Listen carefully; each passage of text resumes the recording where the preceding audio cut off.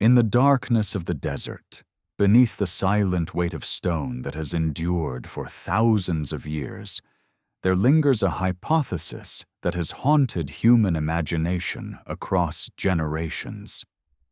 It is the idea that the pyramids of Egypt were never meant to be mere tombs for kings, but the legacy of a vanished civilization, or perhaps evidence of intervention by visitors from the distant stars.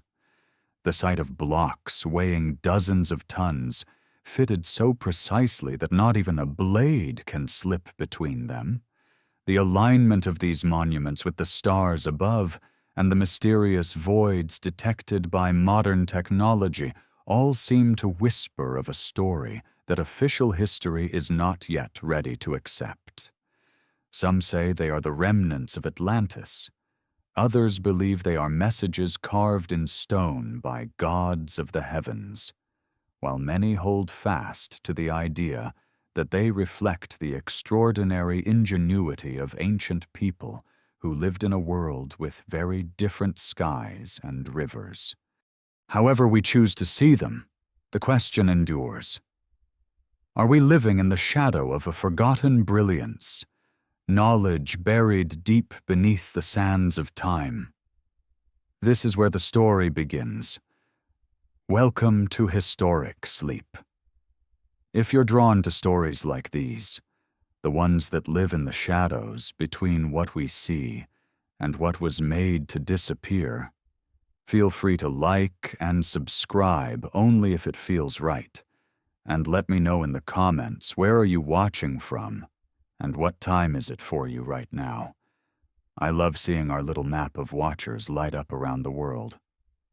Beneath the vast Egyptian sky, long before the desert became an ocean of silence, the Giza plateau rose like a sentinel above the Nile's fertile embrace.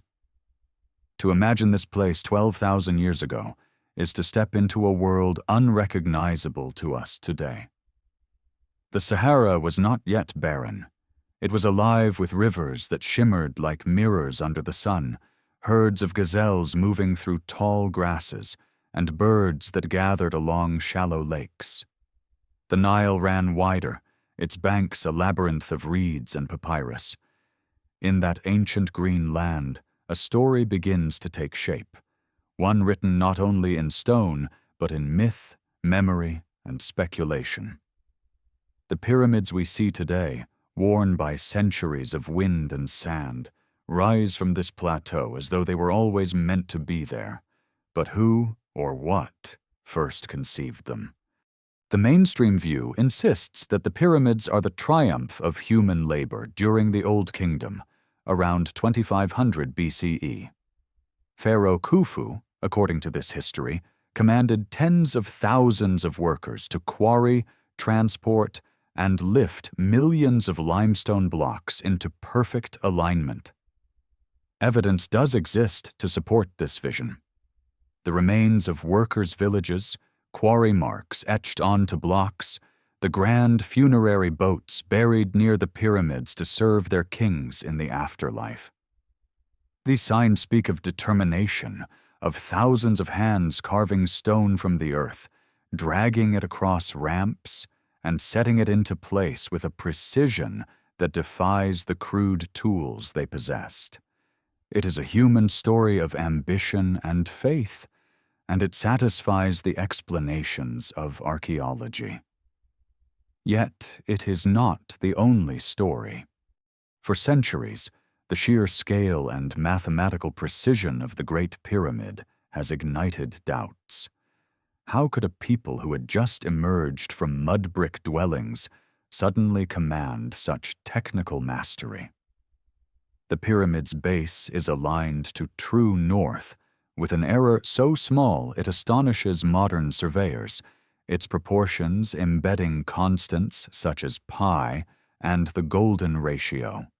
The king's chamber is built with granite blocks hauled from quarries nearly 600 miles away in Aswan, each weighing upwards of 80 tons.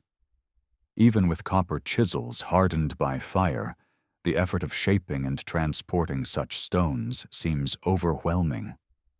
The surfaces of some blocks are polished to a finish that glimmers like a mirror. Others bear spiral grooves that resemble the marks of high-speed drills. What kind of tools could produce such precision? And why are they absent from the archaeological record? Here, doubt begins to crack the official narrative. It is within those cracks that alternative theories take root. Some voices, bold and often dismissed, argue that the pyramids predate the pharaohs entirely. They suggest a civilization older than recorded history, flourishing in that verdant Sahara, and leaving behind monuments that later dynasties merely inherited. Others weave myths into hypotheses, claiming that the pyramids are the work of the lost people of Atlantis, survivors of a great flood who carried their knowledge to the Nile Valley. Still others look skyward, pointing to ancient texts that describe gods sailing through the heavens, or to carvings at temples that some interpret as depictions of devices resembling modern technology. To them, the pyramids are messages in stone, beacons, machines, or archives left by visitors not of this earth. Legends within Egyptian mythology fuel such interpretations. Ra, the sun god, was said to sail across the sky in a radiant boat, guiding the cycles of day and night.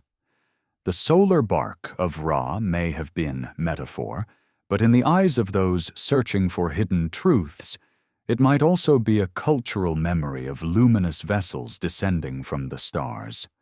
The Book of the Dead speaks of gateways through which souls journeyed to join the gods, perhaps a poetic echo of cosmic travel.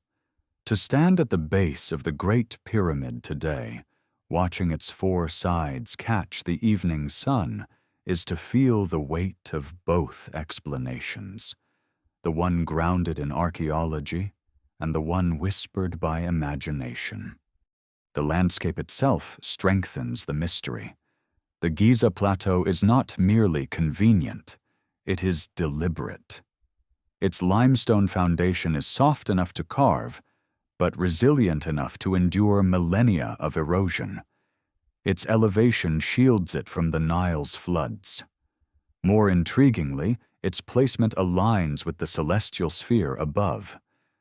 The three pyramids, Khufu, Khafre, and Menkore, mirror the belt stars of Orion. This alignment is not approximate but strikingly close, a correlation that astronomer Robert Bauval argued could only have been intentional. According to his theory, the pyramids map Orion's belt as it appeared more than 10,000 years ago, during an epoch when the constellation Leo rose on the horizon, echoing the Sphinx's lion-like body. If true, then the pyramids are not merely monuments but markers designed to lock human achievement into the patterns of the stars. Imagine standing there in that epoch, the air heavy with the smell of wet earth, the sky free of city haze. The stars would blaze in their thousands, their slow dance across the heavens recorded by minds that watched with reverence. For those ancient people, the stars were not distant suns but living forces, guides for time and destiny. To align their greatest work with Orion may have been an act of worship, but it might also have been a signal, a message directed outward into the cosmos. Were they encoding their origins, or inviting return? Beneath the surface of the Great Pyramid lies another enigma. In 2017, scientists using muon radiography, a technique that tracks cosmic particles, discovered a hidden void, an immense chamber 30 meters long, sealed above the Grand Gallery. No passage connects to it, no inscription describes it. Its purpose remains a mystery. Some scholars suggest it is merely a relieving chamber, designed to ease the weight of the stones above. but others see intention in its inaccessibility. Why build such a vast space only to close it forever? Could it conceal something too precious, too dangerous, or too profound to reveal? Theories bloom. A repository of Atlantean records, a crystalline device meant to harness energy, or even the legendary Ark of the Covenant carried to Egypt in forgotten times. Whatever lies inside, it adds fuel to the sense that the pyramid is not just a tomb, but a vault for secrets beyond imagination. The desert guards its mysteries fiercely. Archaeologists speak of curses, illnesses, accidents, strange deaths that seem to shadow those who pry too deeply. Rational explanations exist: spores of ancient mold, radiation in the granite, the hazards of unstable chambers. Yet stories persist of shadows that move without light, of figures glimpsed on the plateau at dusk, of voices echoing where none should be. Whether superstition or something stranger, these tales reinforce the sense that the pyramids are not inert stones, but living enigmas. Guardians of knowledge meant to slumber until the world is ready. As the wind sweeps across the plateau and the stars climb higher, the pyramids loom not as relics, but as questions carved into stone. Were they built by the pharaohs as monuments to power and faith, or by an older civilization striving to outlast a cataclysm? Do they echo the knowledge of Atlantis, or the touch of beings from the stars? Or are they, in truth, a testament to the human spirit, which even in its earliest chapters reached for permanence and for meaning beyond death? The silence of the desert offers no answer. It only invites us deeper into the labyrinth of history where truth and myth entwine. The sands of Giza hold more than stone. They hold echoes of a world reshaped by water and fire. To understand the allure of the pyramids, one must imagine the cataclysmic transitions that bookended human prehistory. Around 12,900 years ago, the Earth slipped suddenly into what scientists call the Younger Dryas, a 1,000-year plunge back into glacial cold. Some researchers believe it was triggered by a comet fragmenting in the atmosphere, its debris igniting wildfires across continents, its impact disrupting ocean currents. Others describe the period as a climate whiplash, a sudden freeze after millennia of warming. Whatever the cause, the result was chaos. Rains failed, ecosystems collapsed, megafauna perished, and human communities shrank to fragile pockets of survival. To those who lived through it, the world must have seemed cursed, as if the heavens themselves had turned against them. In the aftermath came floods of extraordinary scale. As the ice sheets finally melted, seas surged in an event geologists call Meltwater Pulse 1A. Ocean levels rose by several meters within a century, swallowing coastlines, drowning river valleys, erasing settlements without leaving a trace. Oral traditions around the world remember this time as a great flood. The Hebrew story of Noah, the Mesopotamian tale of Utnapishtim, the Greek myth of Deucalion, the Indian legend of Manu, all speak of waters that rose suddenly, sparing only a chosen few who carried knowledge into the future. These myths may be memory, passed through generations like an ember smoldering in the ashes of a fire. If so, the pyramids may stand as monuments to survival, built high above the floodplains to preserve wisdom when the seas returned. Atlantis enters the tale here, not as a certainty, but as a ghostly possibility.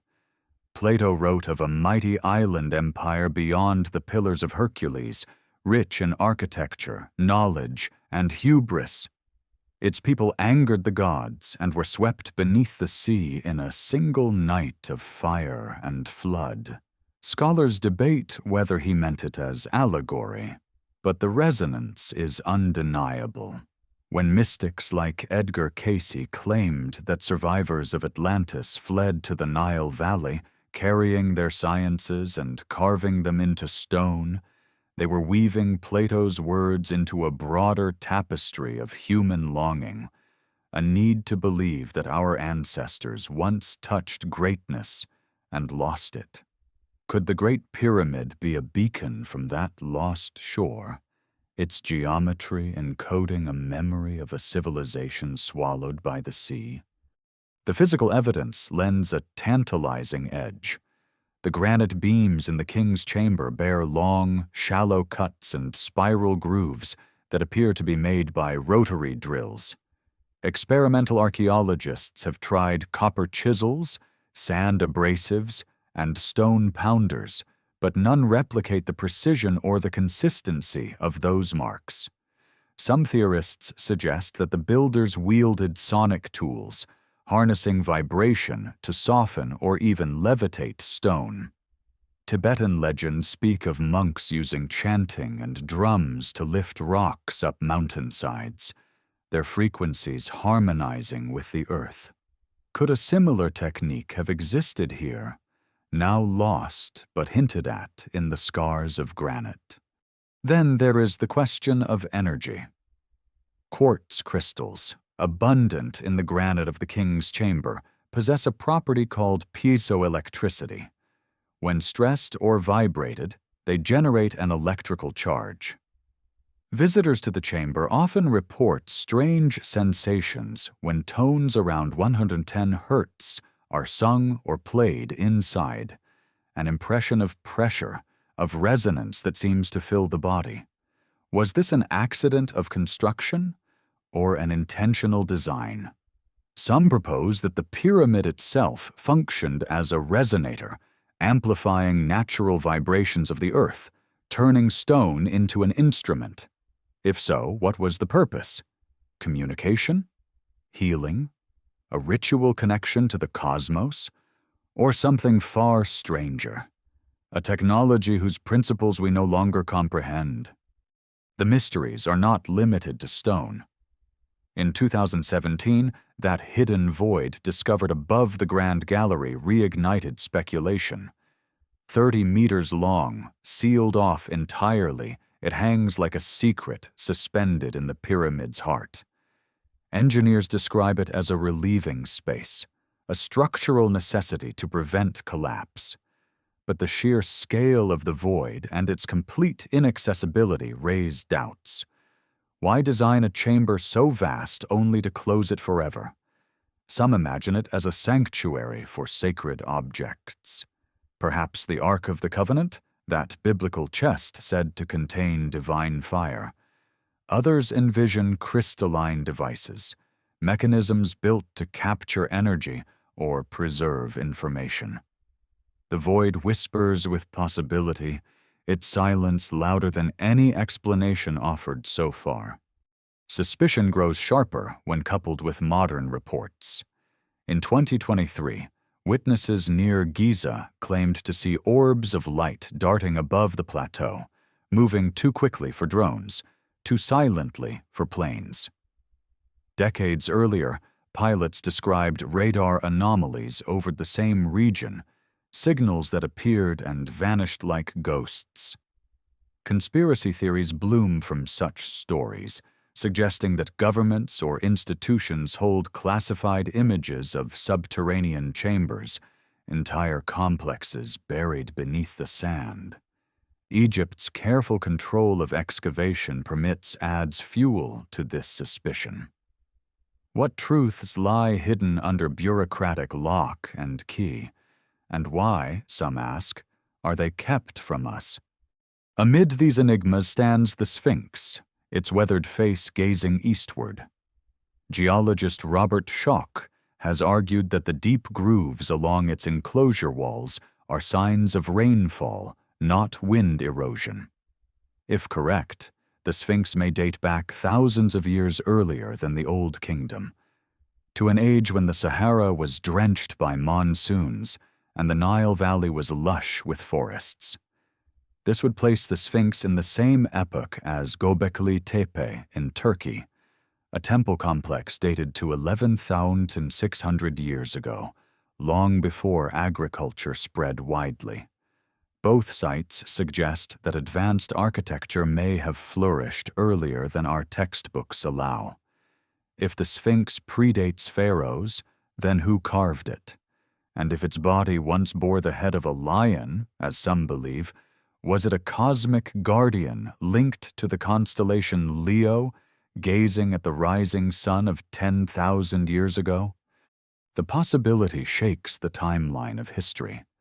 If a civilization existed that early, then the pyramids may be remnants of their knowledge, inherited or repurposed by later dynasties. The myths of the followers of Horus, semi-divine beings who ruled before the pharaohs, might reflect memories of that forgotten age. Across the ocean, the Andean myths of Viracocha, or the Sumerian tales of gods descending from the heavens, echo similar themes. Teachers from beyond who guided humanity through darkness. Were these cultural coincidences, or fragments of a shared memory of a lost world? The desert night offers no answers, only silence. The pyramids rise in that silence like frozen thunder, their mass so immense it bends imagination. To touch their stones is to feel the paradox. Human hands carved and placed them, yet their perfection feels beyond human reach. Whether we see them as tombs, machines, or messages, they remain a riddle in limestone, granite, and shadow. Perhaps that is their true purpose, not to reveal, but to compel us to wonder. For as long as they stand, they ensure that the questions outlive us, carrying mystery into the ages. Night falls over the plateau, and with it comes the sense that time itself hesitates among the stones. The pyramids do not merely sit upon the desert, they command it, as if they were always meant to endure storms, dynasties, and the forgetting of ages. For thousands of years, they have resisted fire, earthquake, and human ambition. Even stripped of their gleaming limestone casing, their silhouettes remain sharp against the horizon, each line pointing not just to the sky above, but to the questions buried beneath. To walk along their base is to step into a dialogue between earth and heaven, one that has persisted since the first stone was laid. But what was the dialogue meant to say? Mainstream history tells us that the pyramids were tombs, eternal houses for kings who called themselves gods. Yet not a single pharaoh's body has been found within them. Khufu's sarcophagus, massive and unfinished, sits empty in the king's chamber. The air shafts leading out from the chamber point toward stars, not toward any ritual pathway of the underworld. The queen's chamber below contains strange, narrow shafts sealed by stone doors with copper fittings, never intended for air or light. The great gallery stretches upward like the throat of some colossal instrument, its corbelled walls amplifying sound until footsteps echo like thunder. None of this feels like the architecture of burial. It feels like design with another purpose, one that slips beyond the reach of funerary rites. Speculation thrives in that absence. Some researchers suggest the pyramid was never a tomb, but a machine, an instrument built to harness the Earth's natural forces.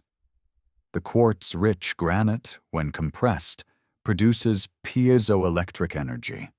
The Great Gallery could have functioned as a resonant chamber, focusing vibration into the king's chamber. The shafts may have directed that energy toward specific stars, aligning cosmic and terrestrial rhythms. If this were true, the pyramid was not a resting place but a living structure, designed to breathe with the planet and the heavens. A civilization that could conceive of such a design would not be primitive, but advanced in ways we struggle to comprehend. This interpretation is often dismissed as fantasy, yet the physical evidence lingers. Drill holes in granite blocks show spiral grooves consistent with high-speed rotary tools. Smooth channels carved into obelisks at Aswan resemble the marks of cutting instruments harder than copper. The unfinished obelisk, more than 1,000 tons in weight, lies abandoned as if some great technology failed or was suddenly withdrawn. What if those tools were not lost by accident, but deliberately erased from history? Some claim the knowledge was suppressed, hidden by later dynasties or by the passage of Cataclysm, leaving behind only the results and none of the means. The myths of ancient Egypt hint at this possibility. Gods like Thoth, master of wisdom, or Osiris, lord of rebirth, are depicted not as mortals elevated by legend, but as bearers of knowledge too vast to arise from nothing. The Egyptians themselves claimed their civilization was a legacy, inherited from earlier times, their temples' restorations rather than inventions. What if they were correct? What if the Old Kingdom pharaohs were custodians, not creators, of monuments left to them by a world already lost to floods and sand? Across cultures, similar patterns emerge. In South America, legends speak of Viracocha, the bearded god who rose from Lake Titicaca to teach humanity stonework and astronomy. In Mesopotamia, the Apkallu, semi-divine sages, were said to have taught humans writing, building, and law. In Polynesian traditions, star voyagers descended to guide navigation across the ocean. Are these coincidences or fragments of a global story? If Atlantis is one name for it, the memory persists under many others, each suggesting that humanity was not alone in its first steps toward civilization. Consider the global pattern of megalithic architecture. In Bolivia, the site of Puma Punku contains blocks carved with interlocking precision, their angles as sharp as machine work. In Lebanon, at Baalbek, 3 stones each, weighing nearly 800 tons, form the foundation of a temple platform, their placement baffling even modern engineers. Off the coast of Japan, the Yonaguni Monument lies submerged, its terraces and staircases hinting at a city swallowed by rising seas. Göbekli Tepe in Turkey, dated to 11,600 years ago, displays T-shaped pillars carved with animals and symbols, built by hunter-gatherers who, according to conventional history, should not have had the capacity for such grandeur. All these sites, scattered across continents, share common traits: massive stones, astronomical alignments, inexplicable precision. Could they represent a shared impulse, or perhaps a shared teacher? If such a teacher existed, its lessons may have been encoded not only in stone, but in myth. Flood stories across cultures may recall the same catastrophe: seas rising at the end of the last ice age. The pyramids, if built before or during that time, might have been constructed as safeguards, repositories of memory, or beacons for a future humanity. Their survival through 12,000 years of storms suggests intention, a design to last through fire, flood, and forgetfulness. The placement on high ground, their immense mass, and their orientation toward the heavens all suggest a purpose larger than kingship. They may have been built to outlast not just rulers, but eras. Skeptics argue that such theories underestimate human ingenuity. They point to the discovery of workers' villages, ramps, and inscriptions linking the pyramids to Khufu. They insist that thousands of laborers, given decades, could have achieved the task, and perhaps they did. Yet the mystery is not erased by this explanation.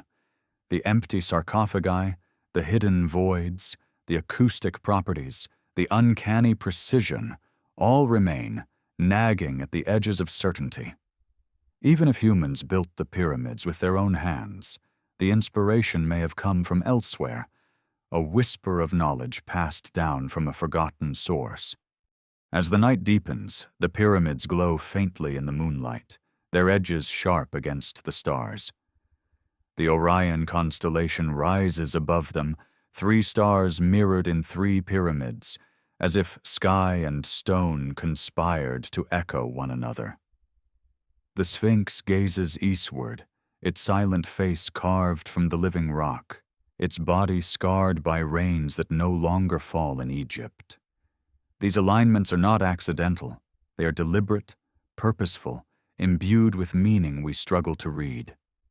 The desert is vast, its silence immense, but the stones speak in their own way.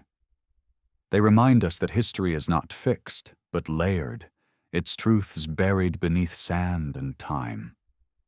The pyramids are not answers. They are questions set in stone, questions that refuse to fade, questions that draw us deeper into the mystery of who we are and where we come from. And so, as the wind carries whispers across the plateau, we are left with the haunting impression that the pyramids were not built for the dead at all. They were built for us, the living, the future, so that in moments like this, standing under the same stars as those who came before, we would be forced to wonder.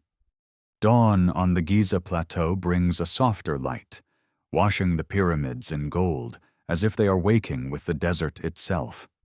The wind stirs dust across their ancient steps, a reminder that they are not timeless after all, but monuments slowly eroded by sun and sand.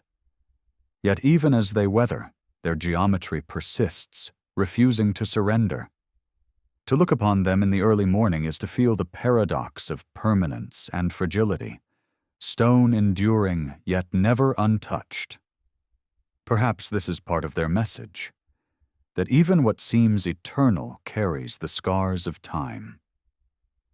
The Great Pyramid in particular reveals a strangeness that continues to baffle.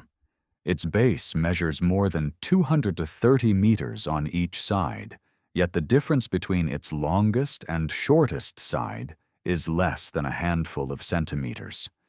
Its 4 sides align to true north with an accuracy within a fraction of a degree, a feat not matched by most modern buildings equipped with laser instruments. If this is the product of ramps, rollers, and copper chisels, then we must accept not only the skill of the builders, but a dedication bordering on the unimaginable.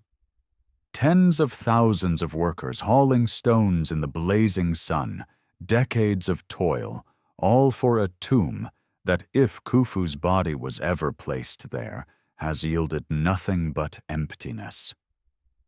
The absence is louder than any discovery. Theories that the pyramid was built for another purpose grow stronger in that silence. Some engineers have noted that the pyramid's proportions encode not only pi, but also the golden ratio, mathematical constants not officially recorded until millennia later. Were these numbers stumbled upon accidentally through trial and error, or were they known, deliberately chosen, embedded as a kind of language in stone? To walk inside the Great Pyramid is to feel this language around you. The Grand Gallery stretches 70 meters long, its sloping passage lined with corbelled walls that seem to focus sound. The King's Chamber, with its granite walls and flat ceiling supported by massive beams, reverberates when tones are sung at specific frequencies. Some visitors claim to feel their bodies vibrating, as if the chamber itself becomes part of them. Was this resonance an accident? Or was the pyramid designed as an instrument, tuned to the earth? If we consider the possibility of design, we must ask, design for what? One speculation imagines the pyramid as a machine for generating or amplifying energy. The granite, rich in quartz, could have converted vibrations into electrical charge. The pyramid's position on limestone bedrock above a natural aquifer might have allowed water to flow, producing ultrasonic vibrations. In such a theory, the pyramid was not inert, but dynamic, a living device drawing power from earth and sky. Mainstream archaeology dismisses this, yet the fascination remains, for the stones themselves seem to invite the question. They are too precise, too deliberate to be mere burial walls. Outside, the Sphinx watches. Its body, half lion and half man, lies carved from bedrock older than the pyramids themselves. Geologist Robert Schoch's analysis of rainfall erosion suggests that the Sphinx was carved thousands of years earlier, during a period when heavy rains drenched North Africa. If true, the Sphinx predates the pharaohs, perhaps by millennia. This raises unsettling questions. If the Sphinx is older, could the pyramids be older too? Were they inherited by the dynasties of the Old Kingdom, not built by them? If so, then Egypt's history is not the story of sudden brilliance, but of rediscovery, a culture rising in the shadow of forgotten ancestors. These forgotten ancestors appear in myth as the Shemsu Hor, the followers of Horus, semi-divine rulers said to have governed Egypt before the first pharaoh. Ancient texts place them in a mythical time of Zep Tepi, the first time, when gods walked with humans. Archaeologists treat these as symbolic, but within the stones of Giza, they take on another weight. Could these myths be memories of a real people, a civilization advanced and then erased, their works inherited by later kings? The idea is not unique to Egypt. Across the world, cultures remember first times when gods or teachers brought knowledge. The Apkallu of Mesopotamia, the Viracochas of the Andes, the star people of Native American lore. Different names, different continents, but similar roles. Guides from elsewhere, bearers of lost wisdom. One could dismiss these parallels as coincidence, yet the monuments themselves make dismissal difficult. Puma Punku in Bolivia contains stone blocks cut with such precision that they fit like puzzle pieces. Baalbek in Lebanon holds megaliths weighing nearly 800 tons, their placement still a riddle. Göbekli Tepe in Turkey, dated to over 11,000 years ago, predates writing, agriculture, and cities, yet displays sophisticated temple architecture. Each of these sites, like Giza, seems out of step with the timeline of human development. Could they be linked?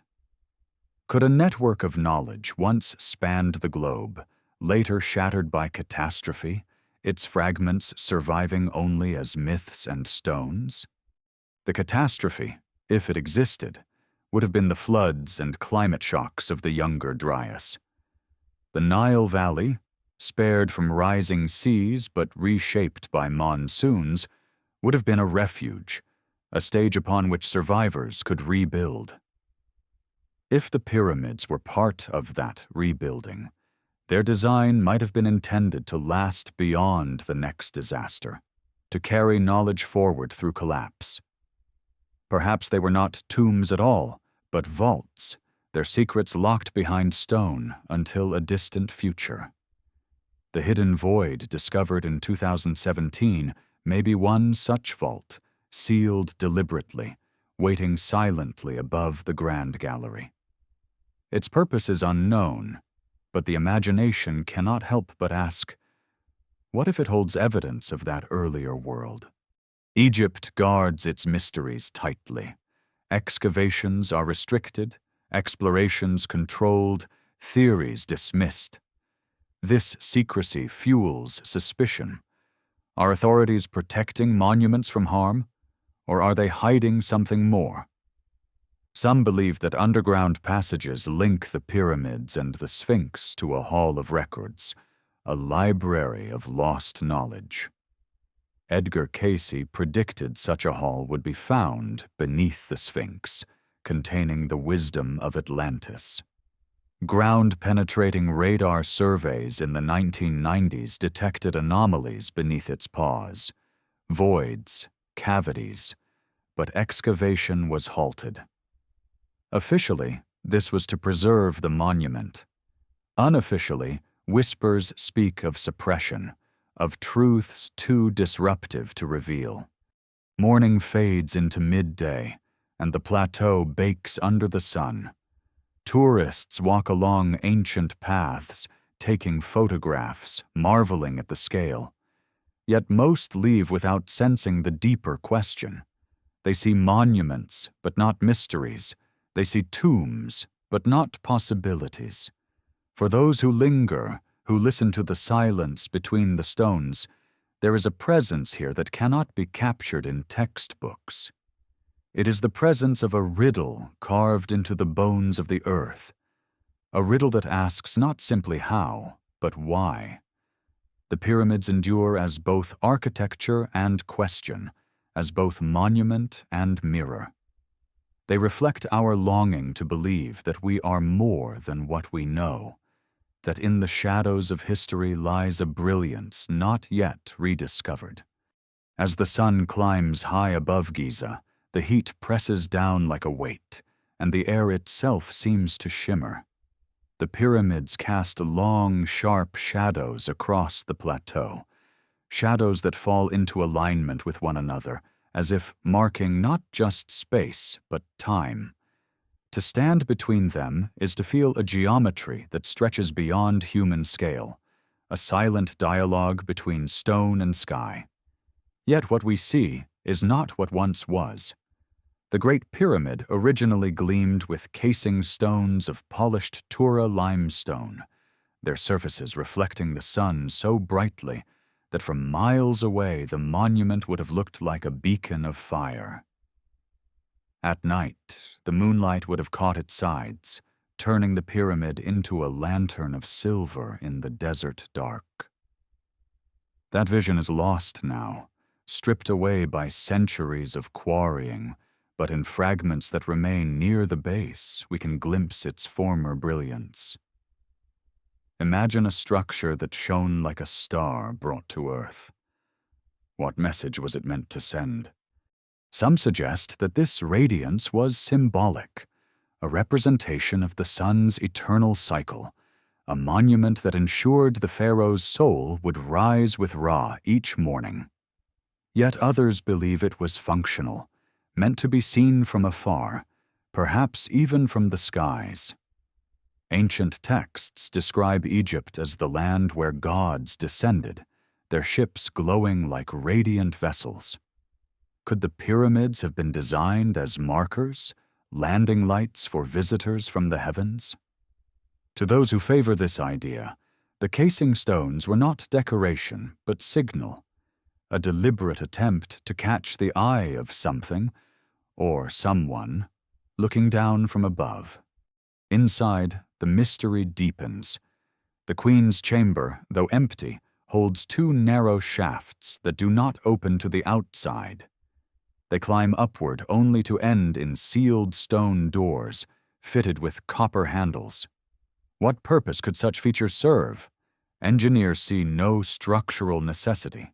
Egyptologists often call them symbolic, pointing toward stars associated with the afterlife. But others imagine them as conduits, not for air or light, but for forces we do not yet understand.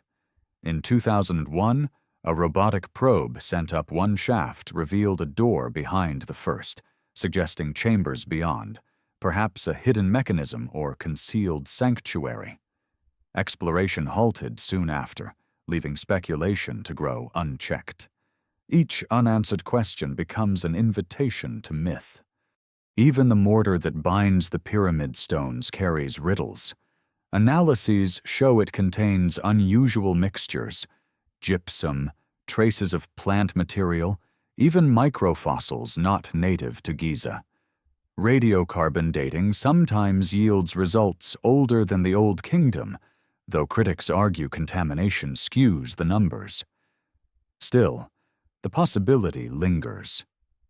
Were some of the blocks reused from earlier structures, or do the materials point to a construction phase long before Khufu? If so, then the pyramid we see may be both ancient and more ancient still, layers of history built upon one another like palimpsests of stone. And then there is the question of scale. Over 2 million blocks compose the Great Pyramid, each weighing from 2 to 80 tons. If workers placed one block every 2 minutes, day and night, it would still take decades. Ramps nearly a mile long would have been needed to drag the heaviest stones to their places, hundreds of feet above ground. No definitive remains of such ramps have been found. Some archaeologists suggest spiral ramps, others imagine counterweights and levers. All acknowledge the challenge. Yet perhaps the most unsettling question is not how the stones were raised, but why such immensity was necessary. A smaller structure could have sufficed for a tomb. A smaller monument could have honored a king. What compelled the builders to reach so high, to embed such precision, to carry granite across deserts? Was the effort itself the point? Or was the pyramid serving a role far beyond commemoration? Legends offer one answer. The pyramid texts, carved into the walls of later tombs, speak of the pharaoh ascending to the stars through a celestial ladder, his soul joining the gods. These inscriptions may be echoes of older rites, preserved long after their origins were forgotten. If the pyramid was meant as a ladder, not symbolic but functional, then its chambers and shafts could be understood as mechanisms for transformation, guiding not just the spirit, but perhaps even the body toward another realm. In this interpretation, the pyramid becomes not a tomb, but a portal, a place where human and divine intersect, where the earth touches the heavens. Modern experiences lend strange support.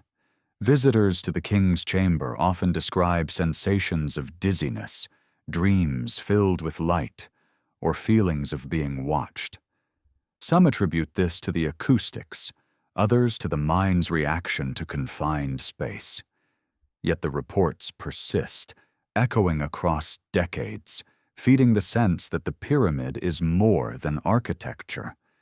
Could the resonance of stone and air trigger altered states of consciousness, lifting human perception into realms the ancients interpreted as divine?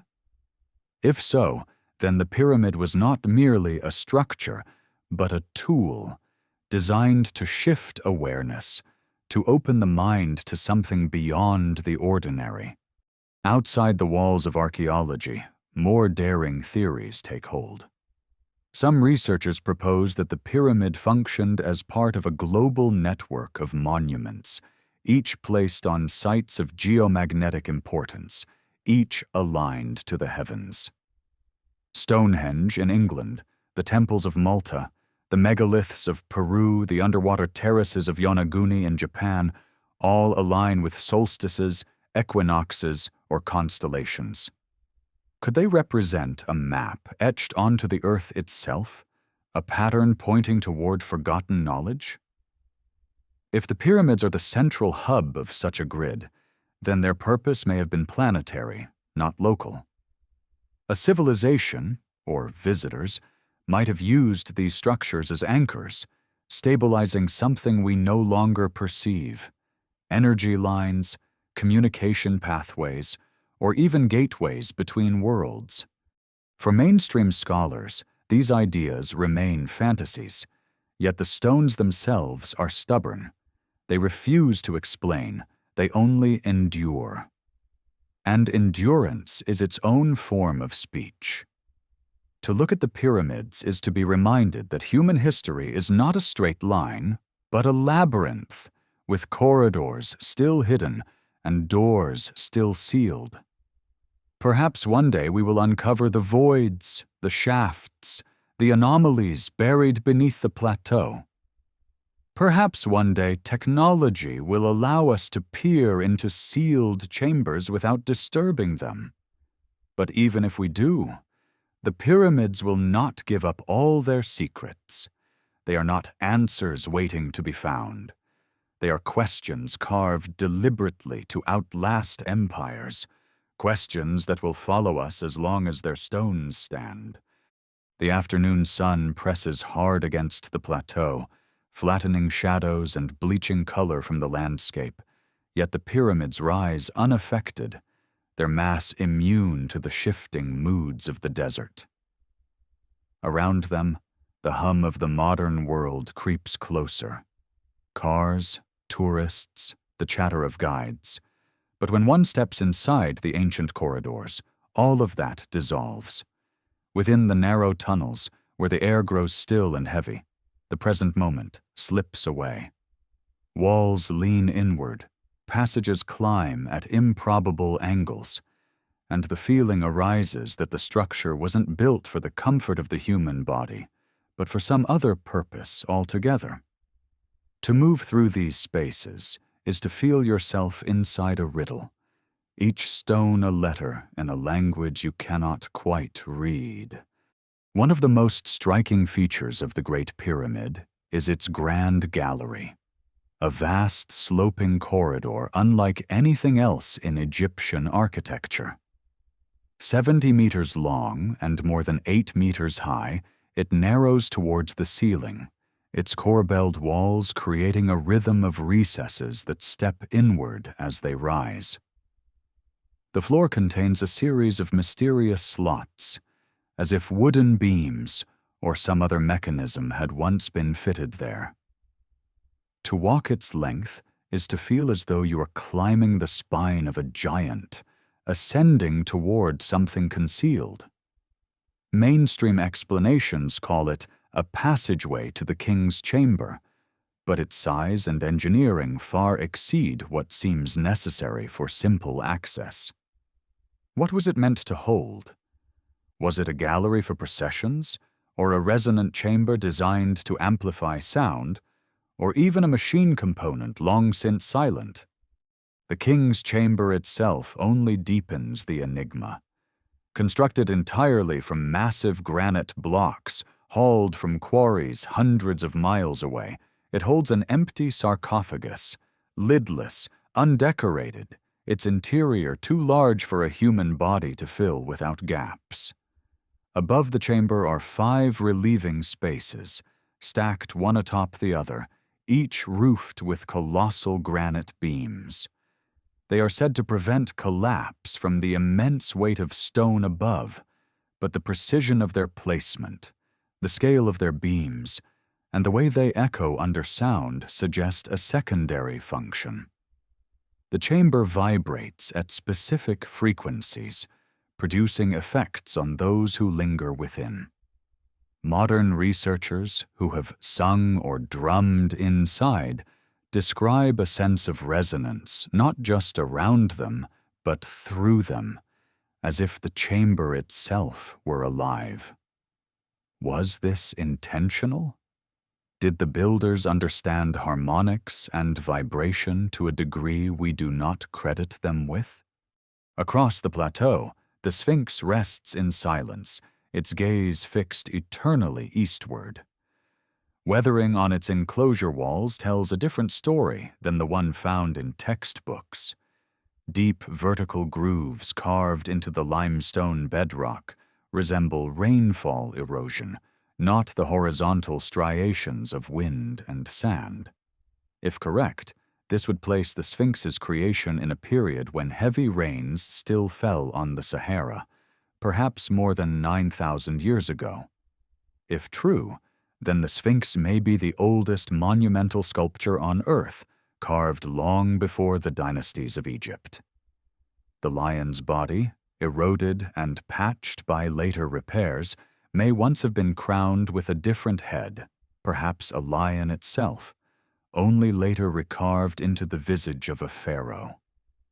If so, the monument becomes a palimpsest, its original purpose buried under later reinterpretations, its true message hidden behind the mask of kingship. The idea that Giza's monuments predate the pharaohs challenges not only history, but identity. Civilizations build myths around beginnings, and to suggest that Egypt inherited rather than invented its greatest monuments unsettles the story of human progress. Yet inheritance does not diminish greatness.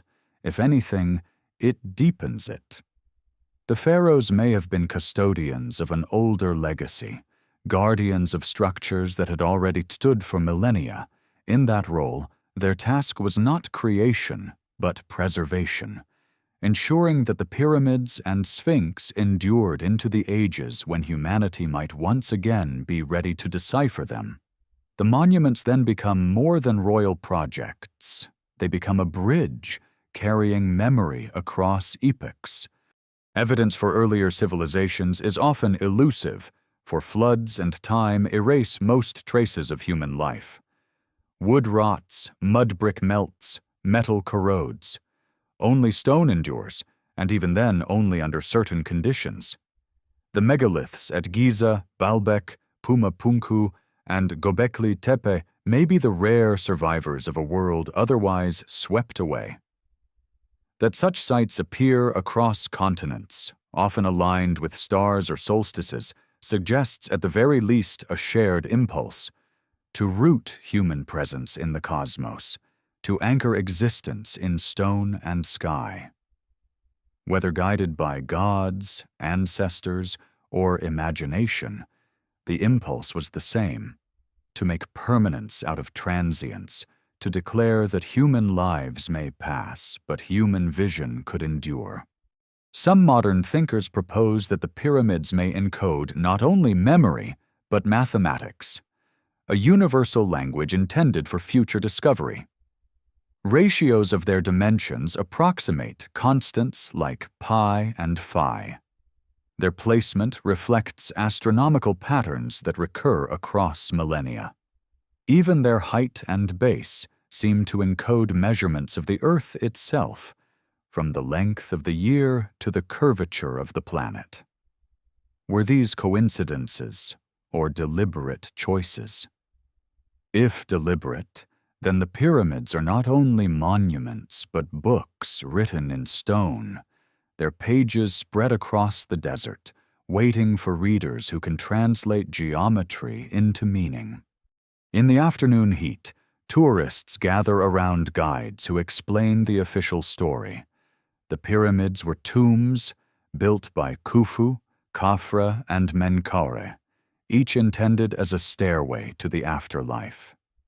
Yet as visitors wander through the passages, many leave with the sense that the explanation is too small for the scale before them. The monuments dwarf their official roles, as though kings were excuses for something greater. What that something was remains elusive. Perhaps the pyramids were built for multiple purposes at once.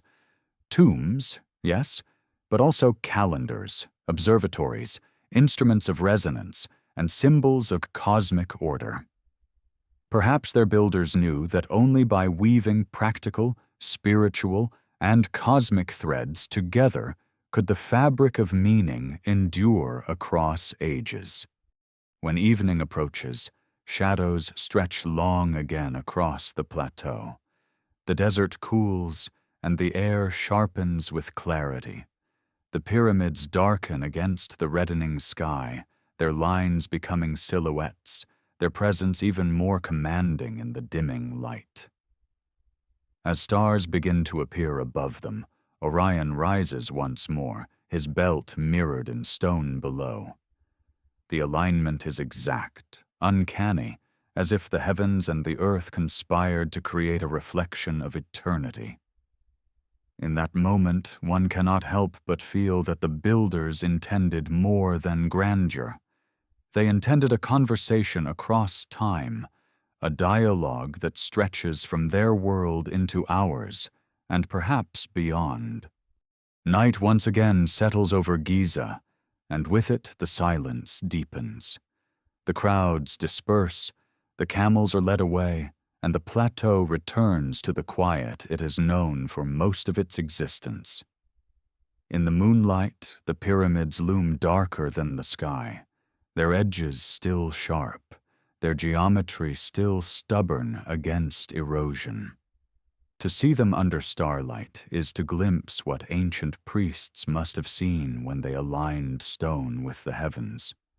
It is also to wonder what secrets might lie beneath, hidden not in the stones themselves, but in the earth below. For centuries, rumors have persisted of tunnels, chambers, and libraries buried under the sands of Giza, repositories of knowledge sealed away by hands that feared its loss or feared its misuse. One of the most enduring of these rumors concerns the so-called Hall of Records. Popularized by the clairvoyant Edgar Cayce in the early 20th century, the hall was said to be hidden beneath the Sphinx, a vast chamber holding scrolls, devices, or crystalline tablets preserving the wisdom of Atlantis. Cayce described it as a library intended to guide humanity when the time was right, when memory of the past had grown dim and the future stood at risk of repeating ancient mistakes. Though dismissed by scholars, the notion refuses to fade, partly because modern surveys have revealed anomalies beneath the Sphinx, cavities, voids, and tunnels detected by ground-penetrating radar. Official explanations insist these are natural fissures, but skeptics note how quickly excavation was halted, how firmly access is denied. The secrecy itself fuels belief. Legends within Egypt hint at subterranean sanctuaries. Ancient texts speak of hidden chambers built to guard the divine records of Thoth, god of wisdom. The Temple of Edfu contains inscriptions that describe the primeval mound, a sacred island where the first gods dwelled, its blueprints preserved in stone sanctuaries. Some interpret these accounts as allegories of cosmic order, but others suspect they are coded memories of real places, real structures, deliberately concealed beneath layers of myth. If so, then the sands of Giza may cover more than monuments. They may conceal archives designed to outlast floods and fire, waiting for a distant generation to rediscover them. Whispers of lost chambers beneath the plateau grow louder when paired with stories of explorers who claimed to glimpse them. In the 19th century, British adventurer Howard Vyse described shafts and sealed passages he could not fully enter. In the 20th century, a French team reported strange echoes beneath the Sphinx, as if hollow spaces extended beneath its paws. Even Napoleon, during his Egyptian campaign, was rumored to have spent a night inside the Great Pyramid and emerged shaken, pale, refusing to speak of what he had experienced. Each tale is impossible to verify, but together they weave a net of suggestion that Giza guards not just visible wonders but hidden ones, deeper and more disruptive than we are allowed to know. Why would knowledge be buried? One answer lies in survival.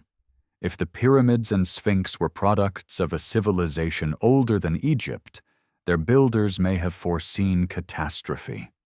Rising seas, shifting climates, or cosmic impacts could have threatened their world. To preserve what they knew, they may have sealed it underground, confident that stone would outlast any upheaval. Another answer lies in control. Later dynasties, or even modern powers, may have discovered fragments of that legacy and chosen to withhold them, fearing their implications. To reveal evidence of a pre-pharaonic civilization, or worse, a non-human influence, would overturn the narratives on which authority rests. In such a view, secrecy is not accident but policy, a way to maintain the story we are told. Yet even without excavations, anomalies remain in plain sight. The alignment of the pyramids to true north, with a precision unmatched until the advent of telescopes, suggests a knowledge of the Earth's axis far beyond what Old Kingdom Egyptians should have known. The shafts of the Great Pyramid point toward specific stars. Orion's belt, Sirius, the circumpolar stars that never set. These alignments are not random. They are deliberate, intentional, designed to anchor stone to sky. Why would a tomb require such cosmic precision? Unless, of course, the pyramid's role was not to bury, but to connect, to tether human presence to the eternal rhythms of the universe. The Sphinx adds another layer to the puzzle.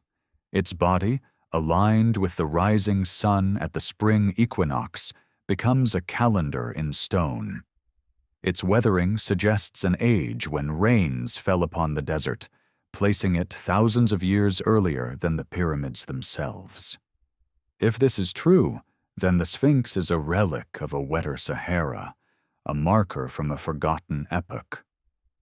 Could it be that the Sphinx was originally a lion, guardian of the constellation Leo, only later recarved into a pharaoh's likeness?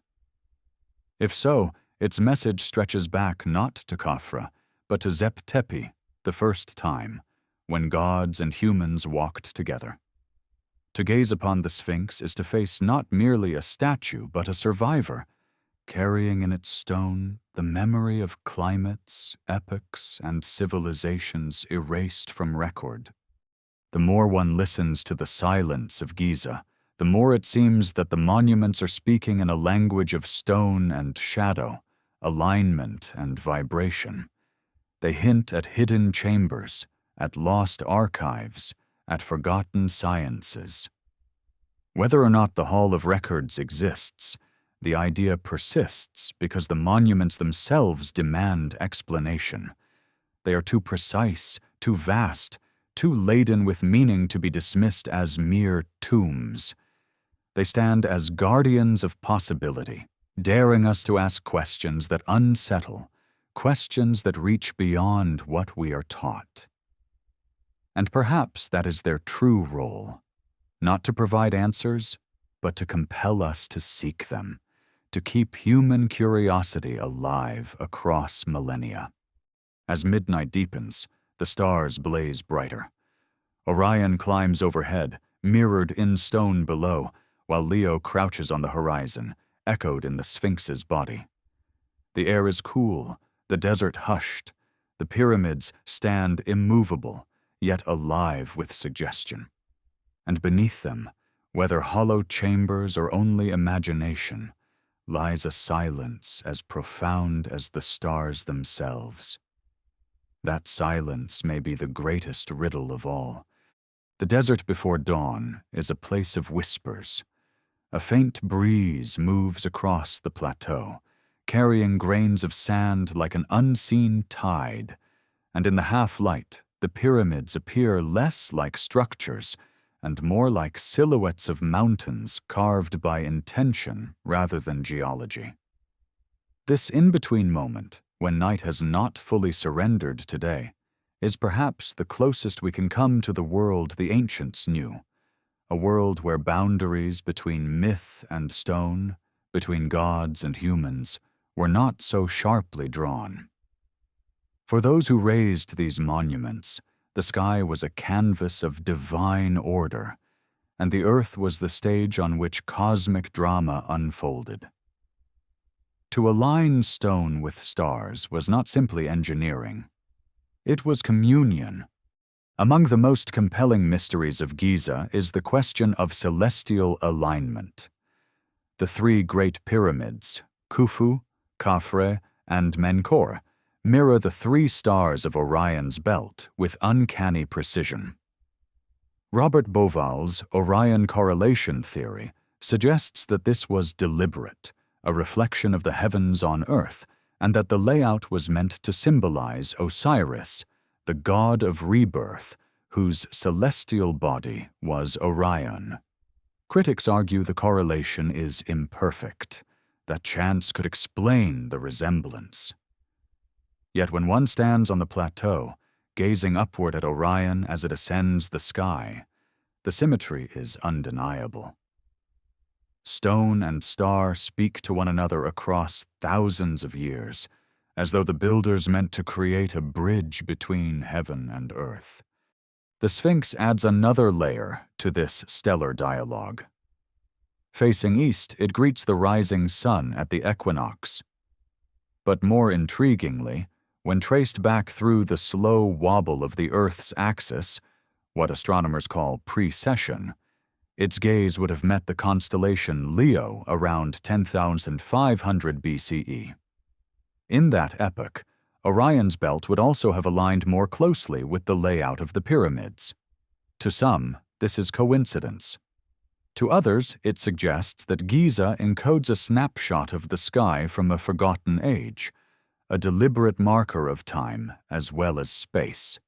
If so, the builders were not merely constructing monuments, but inscribing a cosmic date, embedding memory in stone that no flood or fire could erase.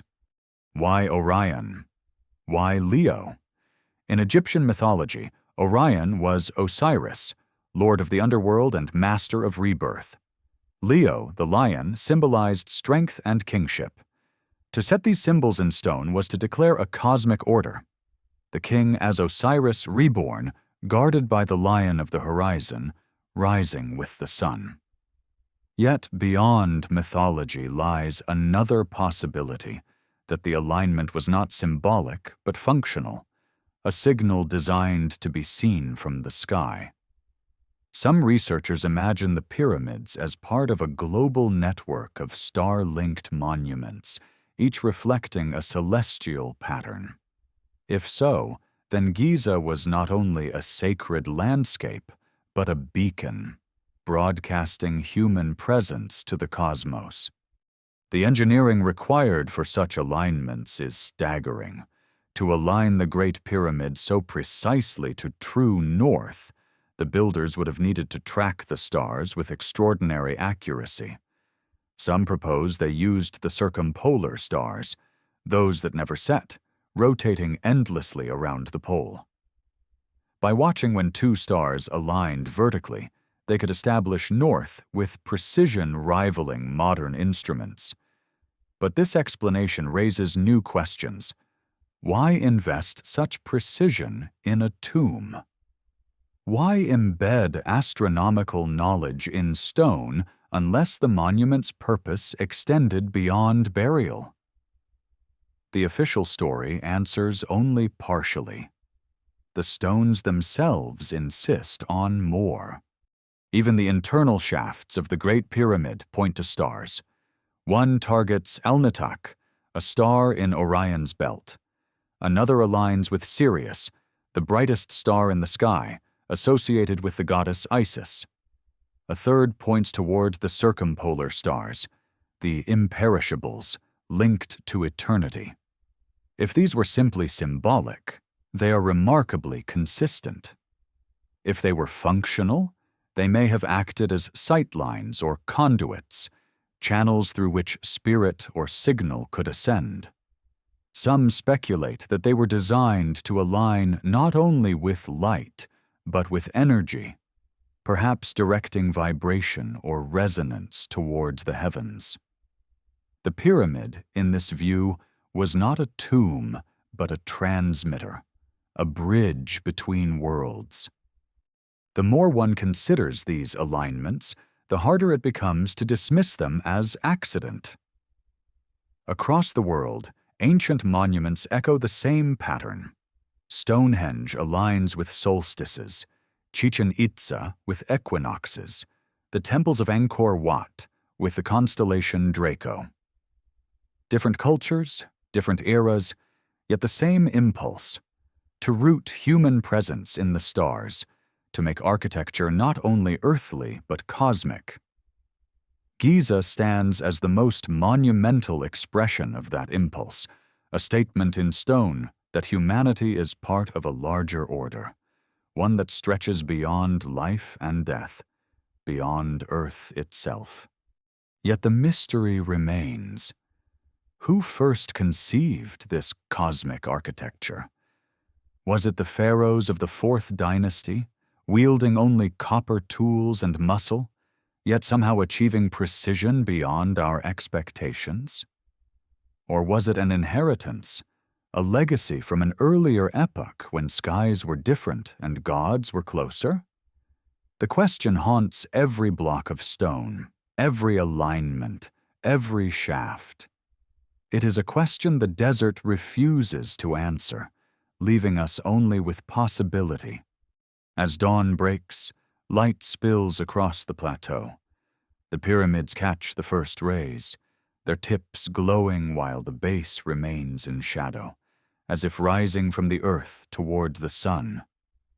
The Sphinx, too, ignites, its weathered face illuminated by the same sun it has watched for millennia. To the ancients, this was no accident. It was design, the union of sky, sun, and stone. For those who stand here today, the effect is the same as it was thousands of years ago. Awe, mystery, and a sense that these monuments are not simply relics of the past, but messages from it, still speaking, still asking to be understood. And perhaps that is the greatest secret of Giza. Not that it hides chambers or machines, not that it encodes forgotten sciences, but that it continues to provoke wonder. Its true function may not have been to store knowledge, but to awaken curiosity, to ensure that humanity would never stop asking why. In that way, the pyramids succeed perfectly, for here we are, thousands of years later, still listening to their silence, still seeking their meaning, still standing beneath the same stars, caught in the same eternal dialogue between stone and sky. The day grows harsh, and the plateau shimmers beneath waves of heat, yet even under the most unforgiving sun, the pyramids refuse to vanish into mirage. They stand heavy, immovable, each block pressing into the earth as though pinning history itself to the desert floor. But it is not only above ground that their mysteries dwell. Many believe the true secrets of Giza lie beneath, hidden in chambers and tunnels that spread like veins through the bedrock. To imagine the unseen world below the plateau is to step into another layer of the puzzle, where myth, science, and speculation converge in equal measure. For centuries, stories have circulated of subterranean passages linking the pyramids to one another and to the Sphinx. Ancient Arab historians wrote of hidden doors and vaults, some sealed by curses, others filled with treasures or strange machines. Explorers in the 19th century reported hearing hollow echoes when striking the ground near the Sphinx, as though great cavities lay beneath.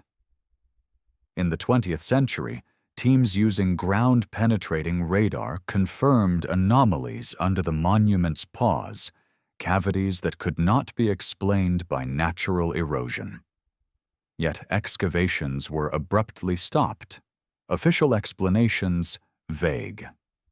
To believers, this silence is evidence of concealment, that something lies buried too disruptive to reveal, The idea of a hidden library beneath Giza captures imagination more than any treasure. Myths speak of the records of Thoth, the god of wisdom, preserved for future ages. In later times, Greeks identified Thoth with Hermes, giving rise to Hermetic traditions that spoke of a hall of knowledge where divine truths were inscribed. Edgar Cayce wove these threads into his vision of a hall of records, describing a chamber filled with Atlantean scrolls, meant to be uncovered when humanity stood on the brink of great change. While mainstream archaeology dismisses such claims as fantasy, the persistence of these stories suggests they answer a deep need. The hope that our forgotten past is not lost, but waiting, sealed safely beneath stone. Scientific discoveries have added fuel. In 2017, muon radiography revealed a vast hidden void inside the Great Pyramid, high above the Grand Gallery. 30 meters long, it has no known entrance, no clear purpose.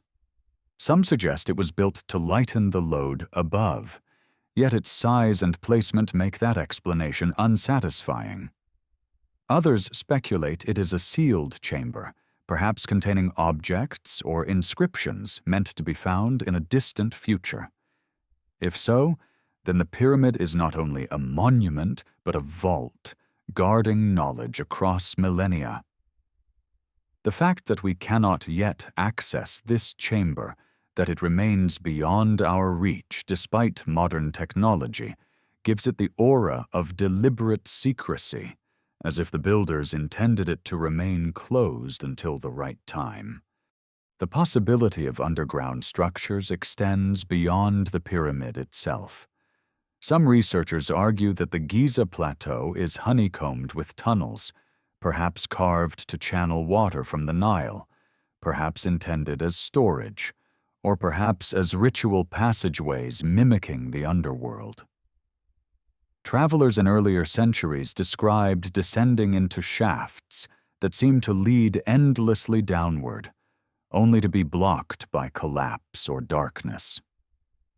If these accounts are true, then much of Giza's story remains hidden beneath layers of earth, waiting for rediscovery. Yet perhaps that rediscovery is not allowed, whether by chance or by choice. If the plateau conceals truths that challenge accepted history, then the resistance to excavation becomes understandable.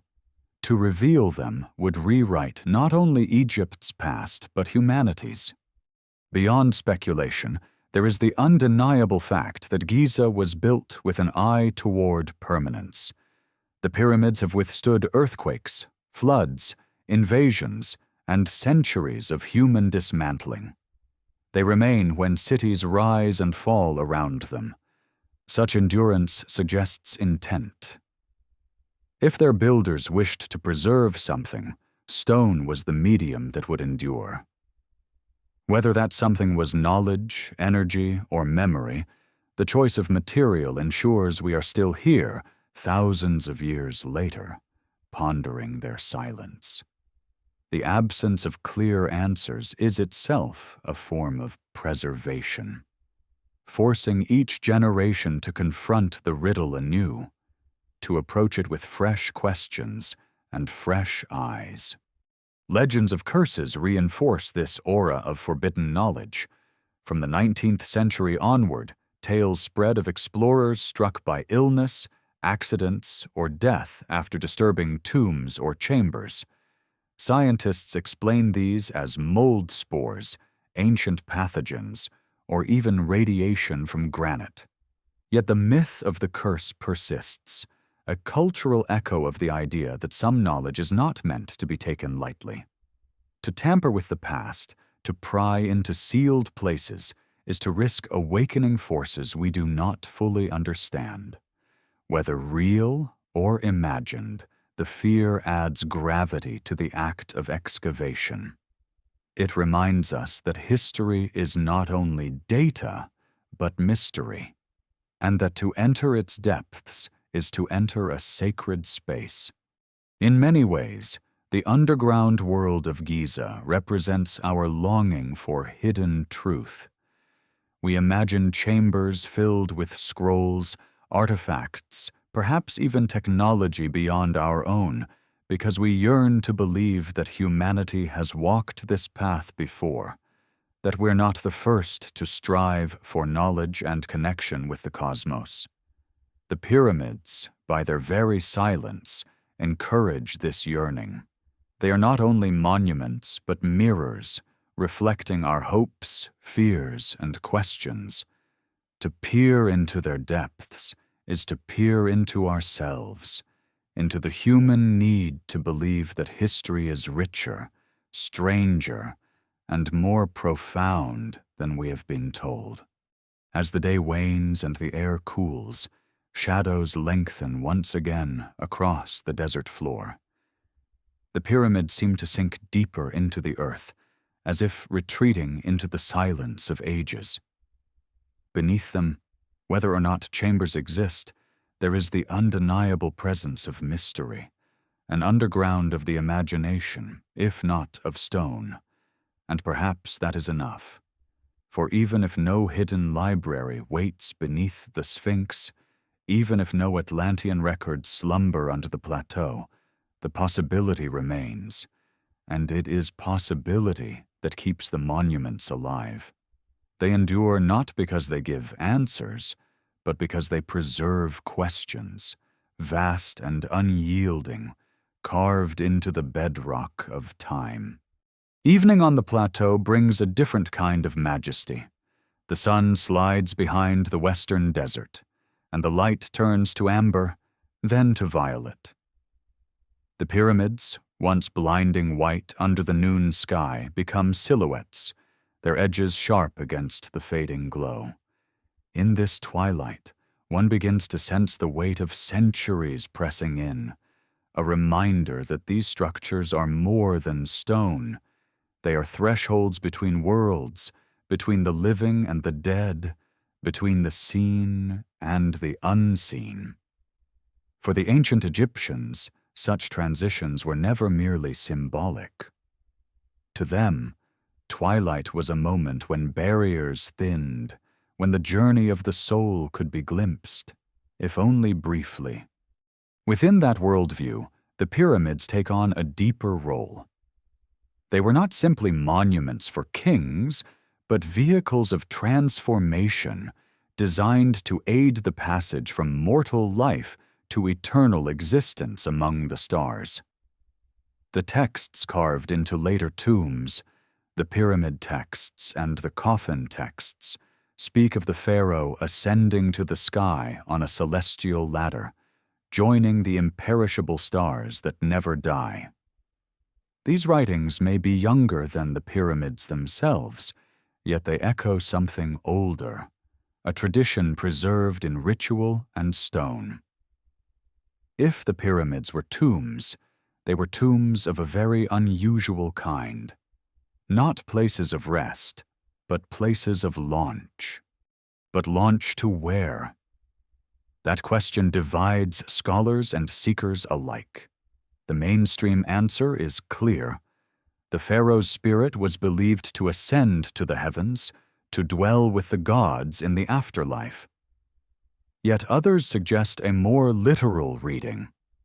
Could it be that the pyramids were built not as symbolic ladders but as functional ones, devices engineered to propel something, or someone, into contact with the cosmos? The notion may seem far-fetched, yet it is rooted in the same evidence that baffles orthodox explanations. The shafts aligned with stars, the resonance of chambers, the precision of geometry. When read together, they suggest design, and design implies purpose. Was that purpose ritual, or was it technological? The line between the two may not have been as sharp in antiquity as it is for us. The acoustics of the Great Pyramid, for example, are undeniable. In the king's chamber, sound lingers and amplifies, creating frequencies that resonate within the granite itself. modern experiments with chanting or instruments reveal tones that seem to vibrate the body, altering perception, inducing trance-like states. To the ancient mind, such experiences would have been encounters with the divine. To the modern imagination, they might hint at technology, an ancient use of resonance to expand consciousness, to bridge human awareness with something greater. In either case, the pyramid becomes less a tomb and more a tool, a device for transformation, whether of spirit or of mind. The symbolism of orientation also speaks volumes. The pyramid's sides face the cardinal directions with uncanny accuracy, aligning them to the very axes of the earth. Their slopes mirror the angle of the sun at certain times of year, their peaks pointing to the zenith of the sky. To align so perfectly suggests not only astronomical knowledge, but intention. The builders were anchoring their monuments not just to land, but to the cosmos itself, weaving heaven and earth into a single design. Whether for ritual, navigation, or communication, the effect is the same. The pyramids become nodes in a cosmic network, points of connection between the human and the eternal. Legends of initiation within the pyramids reinforce this interpretation. Some ancient traditions describe initiates lying within the sarcophagus of the king's chamber, undergoing a symbolic death and rebirth. In complete darkness, surrounded by resonant stone, the initiate would experience visions or altered states, emerging transformed, as if touched by the gods. Even in modern times, those who have meditated in the chamber report strange sensations, vivid dreams, flashes of light behind closed eyes, a sense of presence. Such accounts blur the line between myth and reality, suggesting that the pyramids were designed as much for the living as for the dead, for spiritual journeys as much as funerary rites. The role of the Sphinx adds to this atmosphere of initiation. Facing the rising sun, it serves as guardian of the horizon, its gaze forever fixed on rebirth. In myth, sphinxes were liminal beings, guardians of thresholds, demanding riddles before passage was granted. To place such a creature before the pyramids was to frame the entire complex as a threshold, a place where one must confront mystery before gaining access to truth. The riddle of the Sphinx, though never recorded in Egypt as it was in Greece, lingers in its presence, a silent challenge, daring all who approach to prove worthy of entry into the mysteries of stone and sky. The notion of initiation resonates with parallels across the world.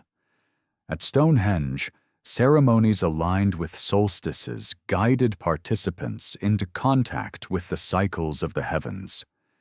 In Mesoamerica, temples aligned with equinoxes created illusions of serpents descending, merging myth with astronomical event. In the Andes, shamans used caves and darkened chambers for visionary rites, emerging with knowledge said to be gifted by spirits.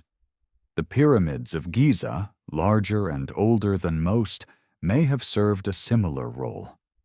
Places where human beings could step beyond themselves, using architecture as a gateway to altered states, to encounters with gods, ancestors, or perhaps something we might call today another dimension. If so, then the pyramids are not dead monuments, but living instruments, their purpose not exhausted in antiquity but continuing as long as they stand. Even now, they inspire wonder, provoke questions, and invite those who enter to experience something beyond explanation. Perhaps that was always their true function, not to preserve a body, not to guard treasure, but to keep humanity reaching beyond itself, to ensure that generation after generation would look upon them and ask, "What does it mean to be more than mortal? What does it mean to touch the stars?" As night settles fully, Orion rises once again above the desert, mirrored by the three pyramids below. The alignment is unmistakable, as though stone and star were engaged in a dialogue that has lasted for 12,000 years. To stand beneath that sky is to feel oneself drawn into that dialogue, to sense that you are not merely an observer, but a participant in a mystery that transcends time. And perhaps that is the final initiation, that to look upon the pyramids is to be changed, to be pulled into their story, to become part of the question they embody. Night in the desert is unlike night anywhere else. The air cools quickly, the heat of the day fleeing into the vastness above, and the stars blaze with a clarity long lost to cities. Beneath them, the pyramids seem not merely illuminated but awakened, their dark angles sharp against the sky, their silence amplified by the immensity of the cosmos. It is in this stillness that one begins to sense how the ancients may have experienced these monuments, not as inert tombs, but as active presences, participating in a cosmic order that encompassed both heaven and earth. And it is in this same stillness that modern myths take root, weaving themselves into the long tradition of speculation surrounding Giza.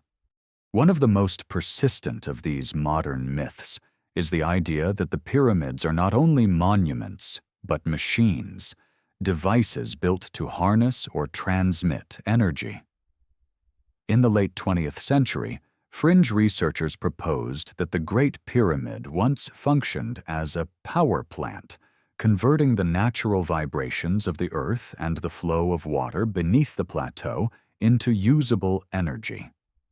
According to this theory, the pyramid's shape was not arbitrary, but chosen because it focuses energy at its apex, amplifying vibrations within its chambers. The granite of the king's chamber, rich in quartz, could have converted stress into electrical charge, while the descending passage and subterranean chamber may have been part of a system for channeling resonance. The pyramid, in this vision, was not a tomb but a generator, humming with forces we have since forgotten. Critics dismiss this idea as fantasy, yet certain features of the pyramid resist easy explanation. The subterranean chamber, rough-hewn and unfinished, lies deep beneath the pyramid, its floor carved with strange niches. No sarcophagus was ever placed there, no burial discovered. What was its function? If the pyramid were truly a tomb, why expend effort digging so far below only to abandon it? Some suggest it was a symbolic chamber of rebirth, representing the underworld. Others see in its unfinished walls the remnants of experiments, tests of resonance or energy flow. The truth remains elusive, but the questions linger, as they always do at Giza. The idea of energy extends beyond the pyramid itself. Some believe the entire plateau was part of a greater system, a network of monuments aligned not only with stars, but with the Earth's magnetic lines. In this view, Giza was one node in a global grid, its monuments functioning as stabilizers or transmitters. Similar claims are made of Stonehenge, of the Nazca lines, of Teotihuacan in Mexico. The common thread is alignment, structures built to mirror the heavens and the earth, to integrate human presence into a cosmic design. Whether or not one accepts the notion of an energy grid, the alignments themselves are undeniable, suggesting that ancient builders everywhere shared a fascination with weaving architecture into the fabric of the universe. Legends of sound as a tool for construction also connect to this idea. Ancient traditions from Tibet to Egypt speak of tones, chants, or instruments that could move or lift stone. Stories tell of monks levitating boulders with horns and drums, of Egyptian priests using chants to shift blocks into place. These tales are often dismissed as metaphor, but modern research into acoustic levitation shows that sound waves can indeed move small objects. Could the ancients have discovered ways to scale such techniques? The spiral grooves found in granite drill holes at Giza suggest tools beyond copper chisels, tools that cut with speed and power. If sound was part of their toolkit, then the pyramids may have been as much instruments as monuments, their builders engineers of vibration as well as of stone. Visitors today sometimes report sensations that recall these legends. Standing in the Great Gallery, one feels the resonance amplify footsteps into thunder. In the King's Chamber, a single hum reverberates until it seems to envelop the entire body. Some leave describing visions, a sense of expansion, as though the stone itself were alive. Whether these experiences are psychological or physical, they hint at a truth the ancients may have known: that architecture can shape perception, that space itself can alter the mind. In this sense, the pyramids may indeed be machines, not for energy, but for consciousness, designed to draw those who enter into states beyond the ordinary.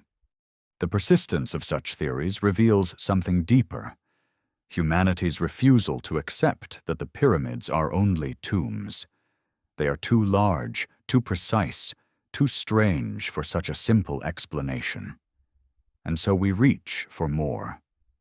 We imagine energy devices, Atlantean beacons, extraterrestrial transmitters. Perhaps none of these are true. Perhaps all are. What matters is that the pyramids continue to demand imagination, to compel us to expand our understanding of what is possible. That in itself may be their greatest power.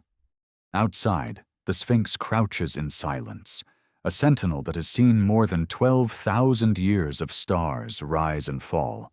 Its body is scarred, its face weathered, yet it endures, a guardian of riddles. In many ways, the Sphinx embodies the pyramid's greatest lesson: that truth may not lie in answers but in questions, in the refusal of stone to yield its secrets. Like the riddle of the Greek Sphinx, what walks on 4 legs in the morning, 2 at noon, 3 in the evening, the monument seems to ask humanity. What are you? Where do you come from? Where are you going? And like Oedipus, we struggle to answer, knowing that the riddle is as much about ourselves as it is about stone. As midnight passes, the desert grows colder, the stars sharper, the silence deeper. The pyramids stand as they always have, massive yet elusive, heavy yet light with meaning. They are monuments, machines, instruments, symbols, all at once or none at all. They are what we make of them, yet they remain themselves, untouched by our theories. Perhaps that is their secret, that they do not care what we believe. They will endure long after us, their riddle carried forward into ages we cannot imagine. The desert dawn returns, pale and cold, the horizon brushed with silver before the sun bursts forth. Once again the pyramids ignite with light, their immense forms glowing as if they themselves are the source of the sunrise. The cycle repeats, day after day, century after century, and perhaps that is one of the great unspoken truths of Giza.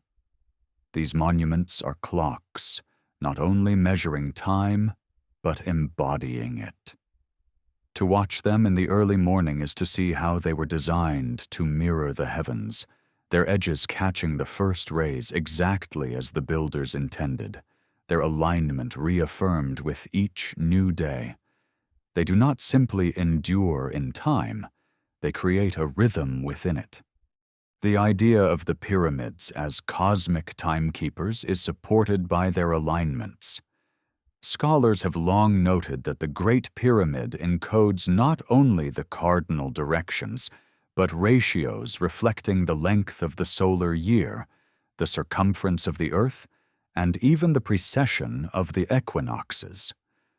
Whether these were deliberate or coincidental remains contested, yet the patterns persist. The pyramid's height compared to the perimeter of its base mirrors the ratio of a sphere's radius to its circumference. Its passages align with stars that shift position over millennia, marking not only the present, but ages long past and ages yet to come. It is as though the pyramid wasn't built for one lifetime or one king, but for eternity itself. A calendar carved into stone. Ancient Egyptian religion placed extraordinary importance on cycles. The flooding of the Nile, the rising of Sirius that heralded it, the endless dance of day and night. These rhythms structured life and belief. To encode them in stone was to give permanence to what was otherwise fleeting. The pharaoh became eternal not only through mummification, but through architecture that mirrored the eternal cycles of the cosmos. Yet here again, we see something larger than kingship. The cycles embedded in the pyramids reach far beyond one reign, far beyond Egypt itself. They are planetary and cosmic, as though the builders were declaring that humanity is woven into the fabric of the universe, not separate from it. This concept resonates with other ancient sites around the world. At Chichen Itza in Mexico, the Pyramid of Kukulkan casts a shadow of a serpent descending the stairs during the equinox. At Stonehenge, the solstice sunrise aligns perfectly with its central axis. At Angkor Wat, the towers mirror the constellation Draco. These alignments suggest a universal impulse to fix human life within the rhythm of the heavens, to make stone echo sky. The pyramids of Giza stand at the pinnacle of this impulse, larger, older, and more enigmatic than almost any other monument. They do not simply reflect the sky, they seem to hold it. The question remains, how did the builders achieve such precision? Without telescopes, without compasses, how could they align massive structures so perfectly with true north and with celestial events spanning thousands of years? Some propose simple methods, tracking stars with sighting rods, marking the rising and setting points on the horizon. Others suggest more complex techniques, like observing circumpolar stars or using the shadow of the sun at equinox. But these explanations often assume trial and error, while the pyramids suggest mastery from the beginning. Was the knowledge inherited from an earlier, forgotten epoch? If so, then the pyramids may be as much archives as monuments, preserving not only stone, but science. A science we are only beginning to rediscover. The notion of archives returns us to the hidden voids and chambers. If the pyramids encode cycles of time, then perhaps their sealed spaces are time capsules, designed to be opened not by the ancients, but by us, or by some future still to come. Imagine chambers filled not with treasure but with records, inscriptions, devices, or even models of the cosmos. Perhaps the builders understood that civilizations rise and fall, that floods and fires erase memory, and that the only way to preserve knowledge was to embed it within monuments too vast to be destroyed. In this view, the pyramids are not only clocks, but vaults, repositories of memory meant to endure when everything else is lost. The Egyptians themselves spoke of Zep Tepi, the first time, when the gods walked upon the earth and established the order of the cosmos. Later, pharaohs sought to emulate this era, to restore its perfection, to align their reigns with its harmony. Could it be that the pyramids were intended as anchors to Zep Tepi? Monuments that preserved not only myth but history? If Zep Tepi was more than a story, if it was a memory of a real age when knowledge was greater, then the pyramids may be the surviving echo of that world. And if so, then they are not merely Egyptian, but universal, belonging not to one people or time, but to all of humanity. Standing at the base of the Great Pyramid, one feels this universality. The stones are too large, the structure too vast to belong to any one man or dynasty. They dwarf individuality. They speak instead of humanity itself, of what people can achieve when they reach beyond the limits of survival into the realm of meaning.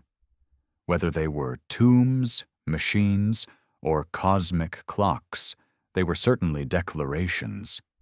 Declarations that humanity was capable of grandeur, of precision, of connection with forces greater than itself. To touch the stones is to feel not the presence of kings, but the persistence of human vision, carried forward across millennia. As the day brightens, the desert awakens again. Tourists arrive, guides call out in many languages, camels sway under the weight of riders. The pyramids endure the intrusion without comment, as they have endured countless generations. They do not yield their secrets, but they do not reject inquiry either. They stand silent, reflecting the sun, casting their shadows, marking time as they always have. Perhaps that is their true gift, that they are not passive monuments but active companions, measuring our own cycles as much as we imagine theirs. They remind us that we, too, are fleeting, that our civilizations may rise and fall, but that the questions we ask will echo as long as their stones endure. When evening comes once more, Orion will rise again, Leo will crouch on the horizon, and the dialogue of stone and star will continue. The pyramids will remain, patient, unchanging, watching as we circle through our own cycles of belief and doubt. And somewhere, hidden in their silence, lies the possibility that they hold more than memory, that they hold messages, waiting for the moment when we are ready to hear them. The evening returns, and with it the desert cools. The pyramids, dark against the twilight, begin once more to draw the gaze upward. Orion rises, Sirius follows, and the mirrored dance between earth and sky renews itself as it has for millennia. It is in this moment, when the stars and the stones seem to speak the same language, that the most daring theories come alive. They ask not only whether humans built the pyramids, but whether humans built them alone.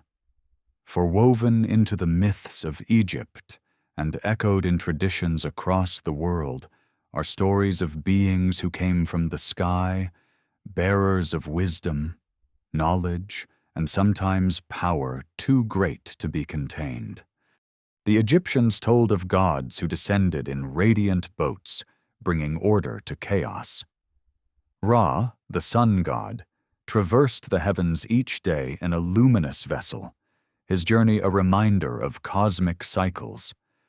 Osiris, linked with Orion, was said to have descended from the sky, taught agriculture, and ruled as a benevolent king before being slain.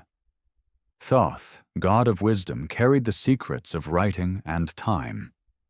These tales are easily dismissed as myth. Yet what if they are cultural memories, allegories for encounters with beings not of this earth? Ancient astronaut theorists see in these stories echoes of visitors from the stars, perhaps guiding humanity through its earliest steps toward civilization. The pyramids themselves seem to encourage this speculation. Their geometry, precision, and alignment with celestial bodies suggest knowledge that seems out of reach for early dynastic Egypt. To align stone so perfectly with true north, to encode mathematical constants, to mirror the belt of Orion.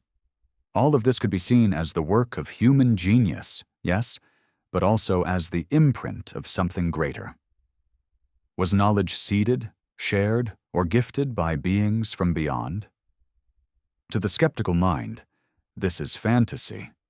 To the curious, it is at least worth asking why such stories appear in so many places, in so many times, always with similar themes. Teachers from the sky, gods who walk among men, monuments aligned with stars.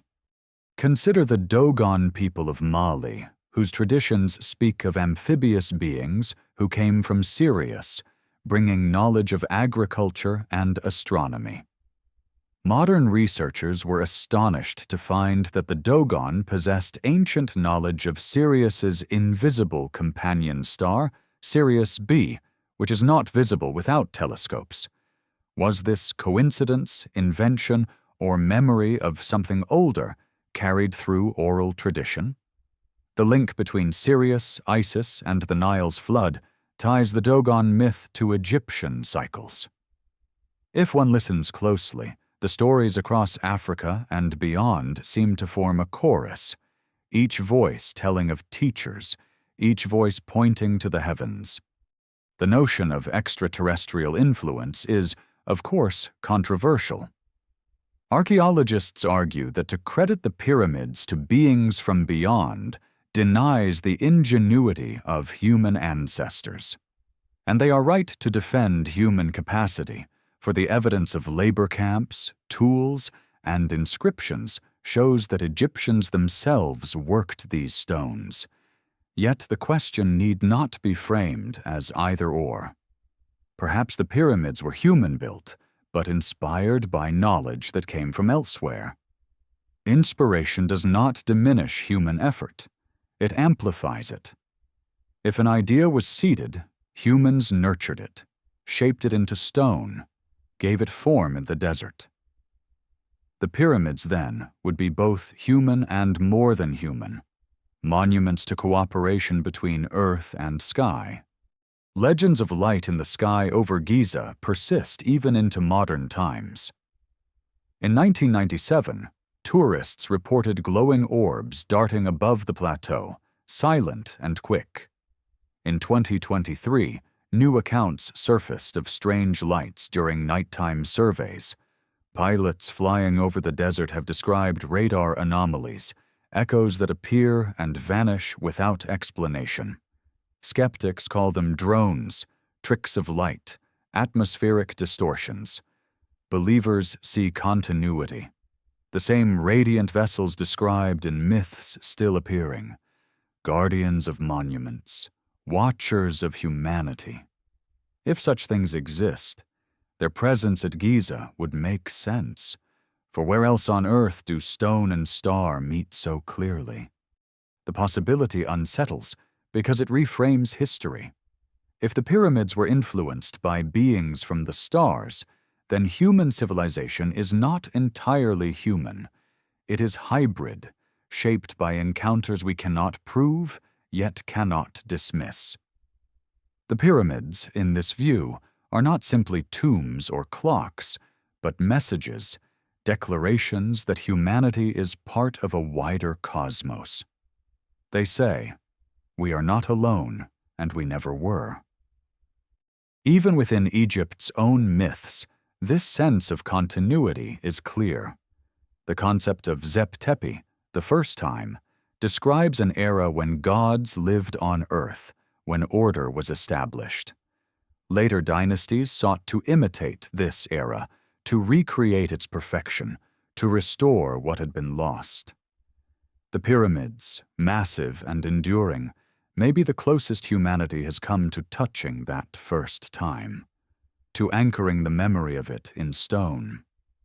If the gods of Zep Tepi were beings from beyond, then the pyramids are their signature, written not in ink, but in geometry. And yet, whether one believes in gods, aliens, or only human genius, the effect is the same.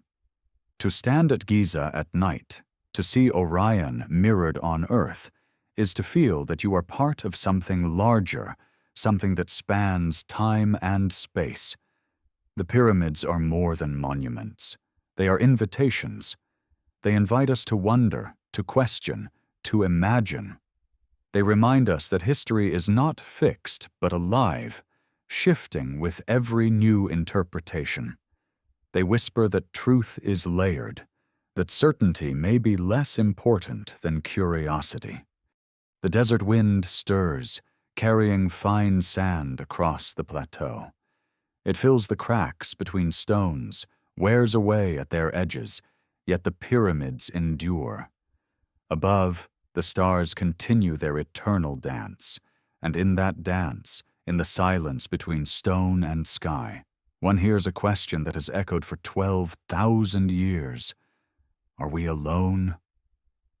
The pyramids offer no answer, only presence. But perhaps presence is enough. For in their silence, they compel us to keep looking upward, to keep seeking, to keep imagining what lies beyond. The night air over Giza carries a sharp chill, a contrast to the furnace of the day.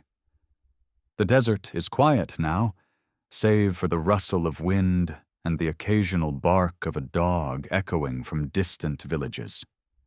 The pyramids loom as shadows among shadows, darker than the sky itself, their forms outlined only by starlight.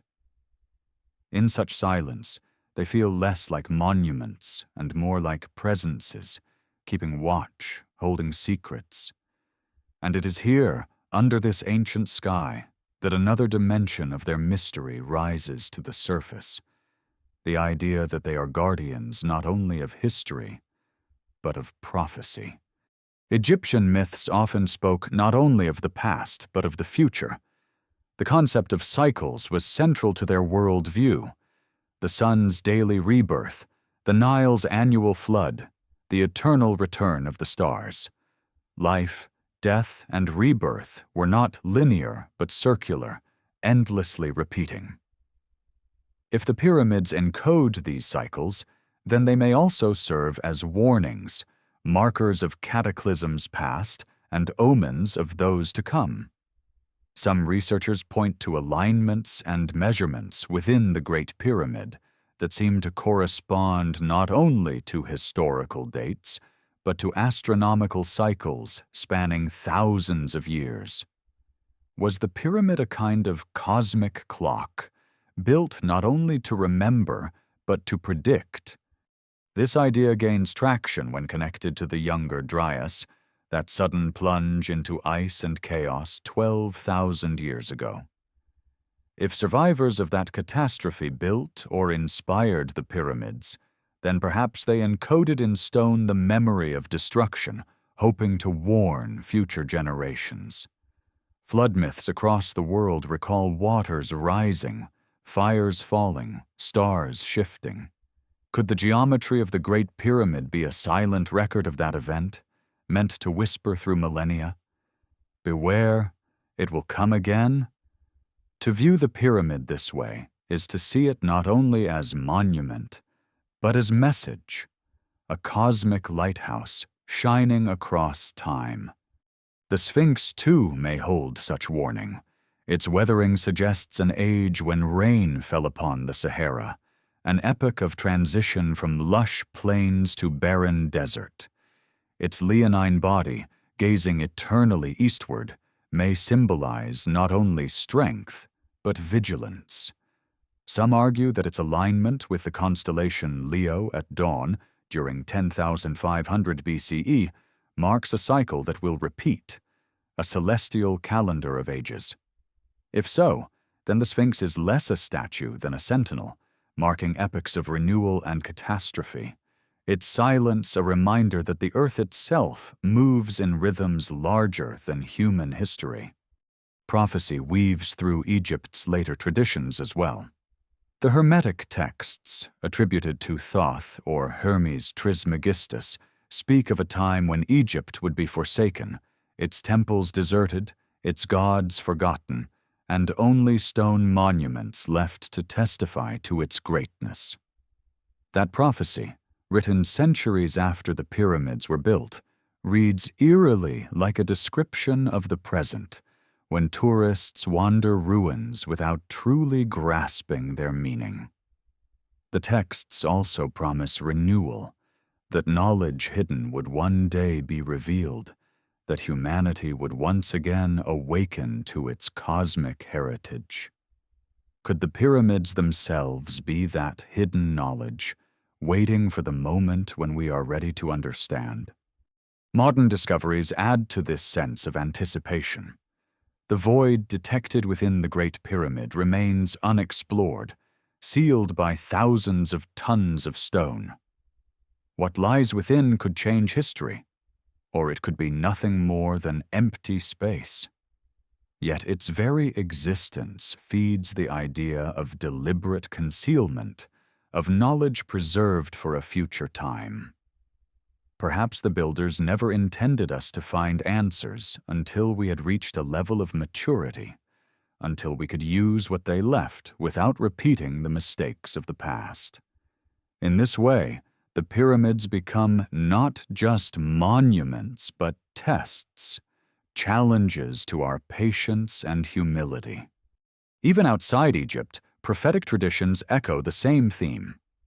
In Mesoamerica, the Maya built pyramids aligned with cycles of time, their calendars extending thousands of years into the future. In India, Vedic texts speak of yugas, great ages of rise and decline. In Mesopotamia, the Epic of Gilgamesh preserves memory of a flood and hints of knowledge preserved.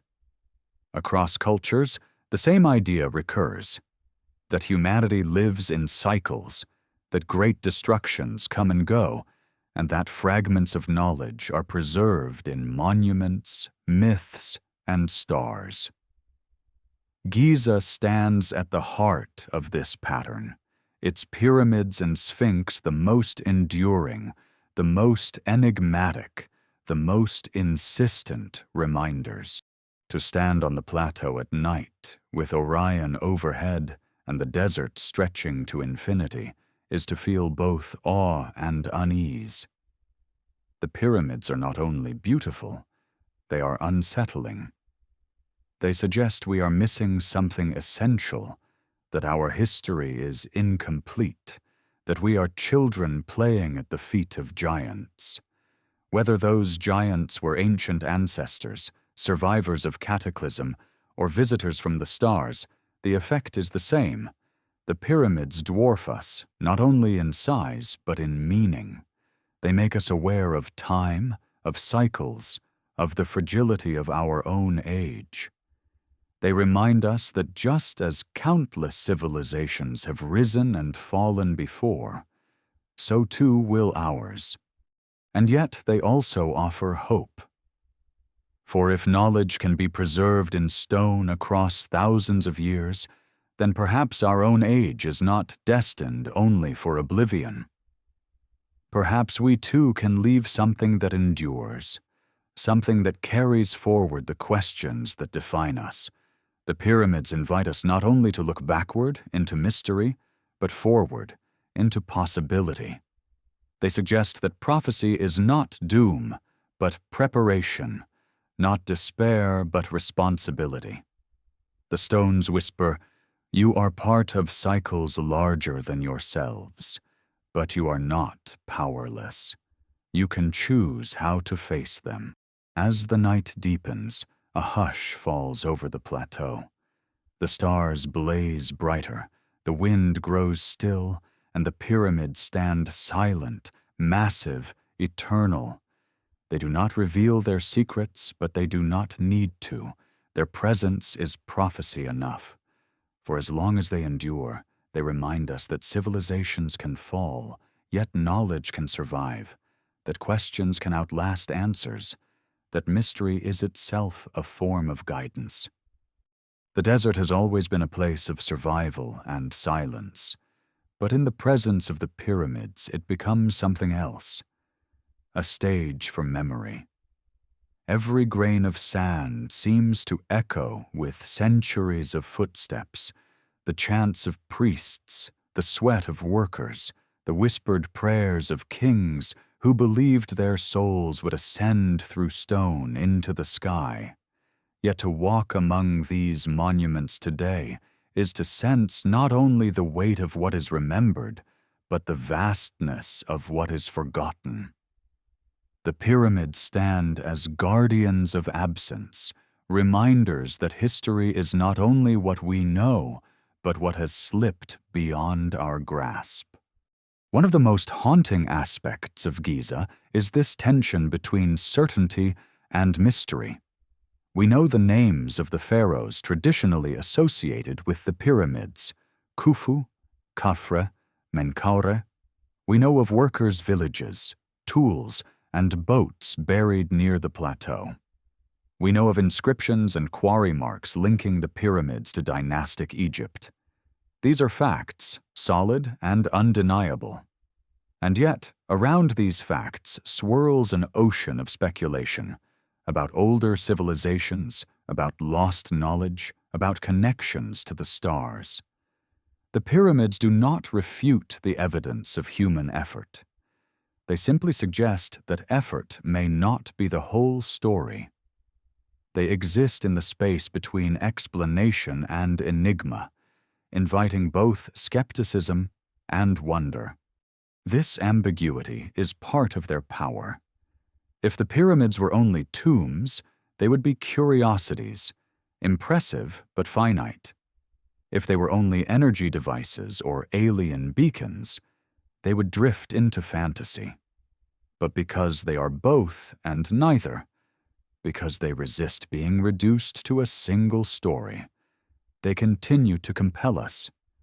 They are mirrors, reflecting whatever we bring to them: the rigor of science, the yearning of myth, the imagination of seekers.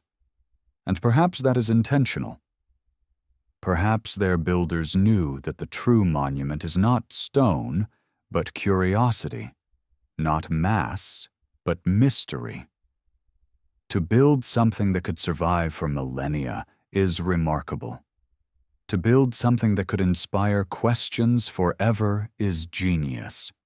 Across the centuries, countless travelers have stood in awe at Giza. Greek historians like Herodotus recorded tales of their construction. Arab chroniclers spun legends of hidden treasures. Medieval pilgrims spoke of supernatural presences guarding the plateau. Modern tourists arrive with cameras and guides, yet even they fall silent before the immensity. To gaze at the Great Pyramid is to experience the same vertigo of meaning felt by every generation before us.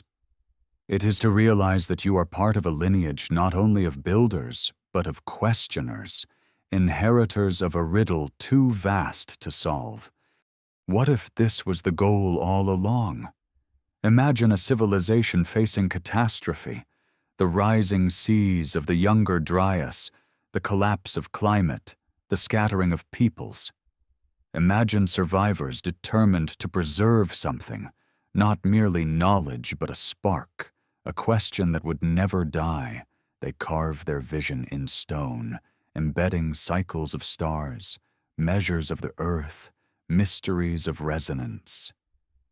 They build not so much for themselves as for us, for those who would come thousands of years later and stand where they once stood. Their message is not an answer, but an invitation. Wonder, seek, remember. If so, then the pyramids are not relics, but bridges, connecting us to ancestors we do not remember, but who remembered us. Even without catastrophe, the pyramids fulfill this role. They force us to confront our place in time. We see how fleeting our own cities are, how fragile our own technologies. Skyscrapers rise and fall within decades. Data decays in years, yet the pyramids endure. They are humbling reminders that permanence requires more than brilliance. It requires vision shaped by patience, by endurance, by alignment with forces larger than ourselves. To measure life by a pyramid is to measure in millennia, to think not in generations, but in ages. It is a perspective we rarely hold today, yet one we desperately need. For in their endurance lies a kind of prophecy.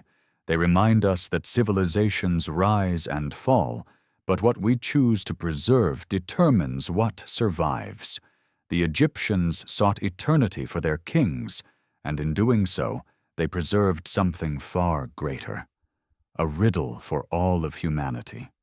We, too, will one day pass. Our monuments may crumble, our knowledge may be lost. What questions will we leave behind? What mysteries will future generations inherit from us? The pyramids challenge us to think not only of what we know, but of what we choose to give to the future. Night deepens once more, the desert air cooling, the stars sharp against the black. The pyramids fade into silhouette, but their presence remains overwhelming. They are mountains of memory, carved not by nature but by will. They are reminders that human beings, whether alone or aided by something beyond, have always reached for permanence, always sought meaning in the cosmos. And they are warnings that what we think we know is only a fragment, a shard of a larger story. Their silence is eloquent, their endurance profound.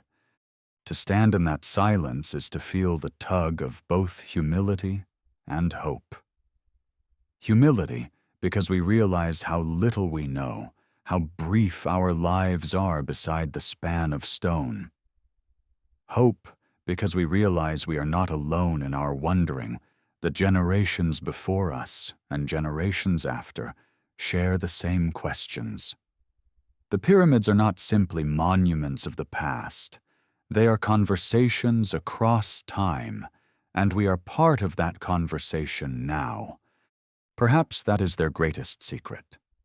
Not that they hide chambers of lost knowledge or technologies of unimaginable power, but that they awaken in us the desire to seek, to imagine, to believe that there is more than what meets the eye. In this way, they succeed more fully than any tomb, more profoundly than any machine. They endure as questions in stone, questions that ensure humanity will never stop reaching for the stars. The night has reached its quietest hour. The desert lies still, the air cold and thin, and the pyramids stand like silhouettes against eternity. Above them, Orion burns bright, Sirius flickers on the horizon, and the constellations stretch across the sky, just as they did when the first stones were laid. In this moment of stillness, it becomes clear why these monuments endure. They are not only structures of stone, not only records of kings or mysteries of engineering. They are bridges across time, connecting us to a past we cannot fully grasp and to a future we can only imagine. To stand at Giza is to be caught between epochs, suspended in the knowledge that history is deeper and stranger than we allow ourselves to believe. We have walked with myths, gods sailing in radiant boats, Atlantean survivors fleeing flood, beings from the stars leaving signatures in stone. We have walked with science, geology, astronomy, acoustics, the tools of archaeology that chip at certainty, but never erase the mystery. We have walked with speculation, machines of resonance, vaults of records, networks of monuments spanning the globe. And in every step, the pyramids have remained silent, allowing us to pour our fears and hopes into their enduring presence. Perhaps this is their greatest genius, that they do not answer, for answers end the journey. They ask, and in asking, they keep us moving. The Sphinx stares eastward, awaiting dawn, as it has for millennia. Its body scarred by rain long vanished, its face worn yet resolute, it embodies endurance itself. Some say it guards hidden chambers, others that it watches for the return of gods, still others that it is only a monument to royal pride. Yet in truth, its gaze is timeless. It looks toward the rising sun, toward rebirth, toward renewal. To meet its eyes is to feel that it asks a question without words. Do you remember? Do you see beyond what is before you? Do you feel the weight of what has been and the promise of what may come? For whether one believes in Atlantis, in alien teachers, in lost civilizations, or in the ingenuity of ancient Egyptians alone, the effect is the same. The pyramids and the Sphinx confront us with the scale of human potential and the fragility of human memory. They remind us that we are creatures of cycles, bound to the earth yet longing for the stars. They remind us that our achievements may one day be buried beneath sand, that our stories may become myths, that what we know today may be forgotten tomorrow. And they remind us, too, that what endures is not certainty, but wonder. The plateau is not quiet because it has no voice. It is quiet because its voice is too vast for easy hearing. Its language is alignment and geometry, silence and shadow, resonance and stone.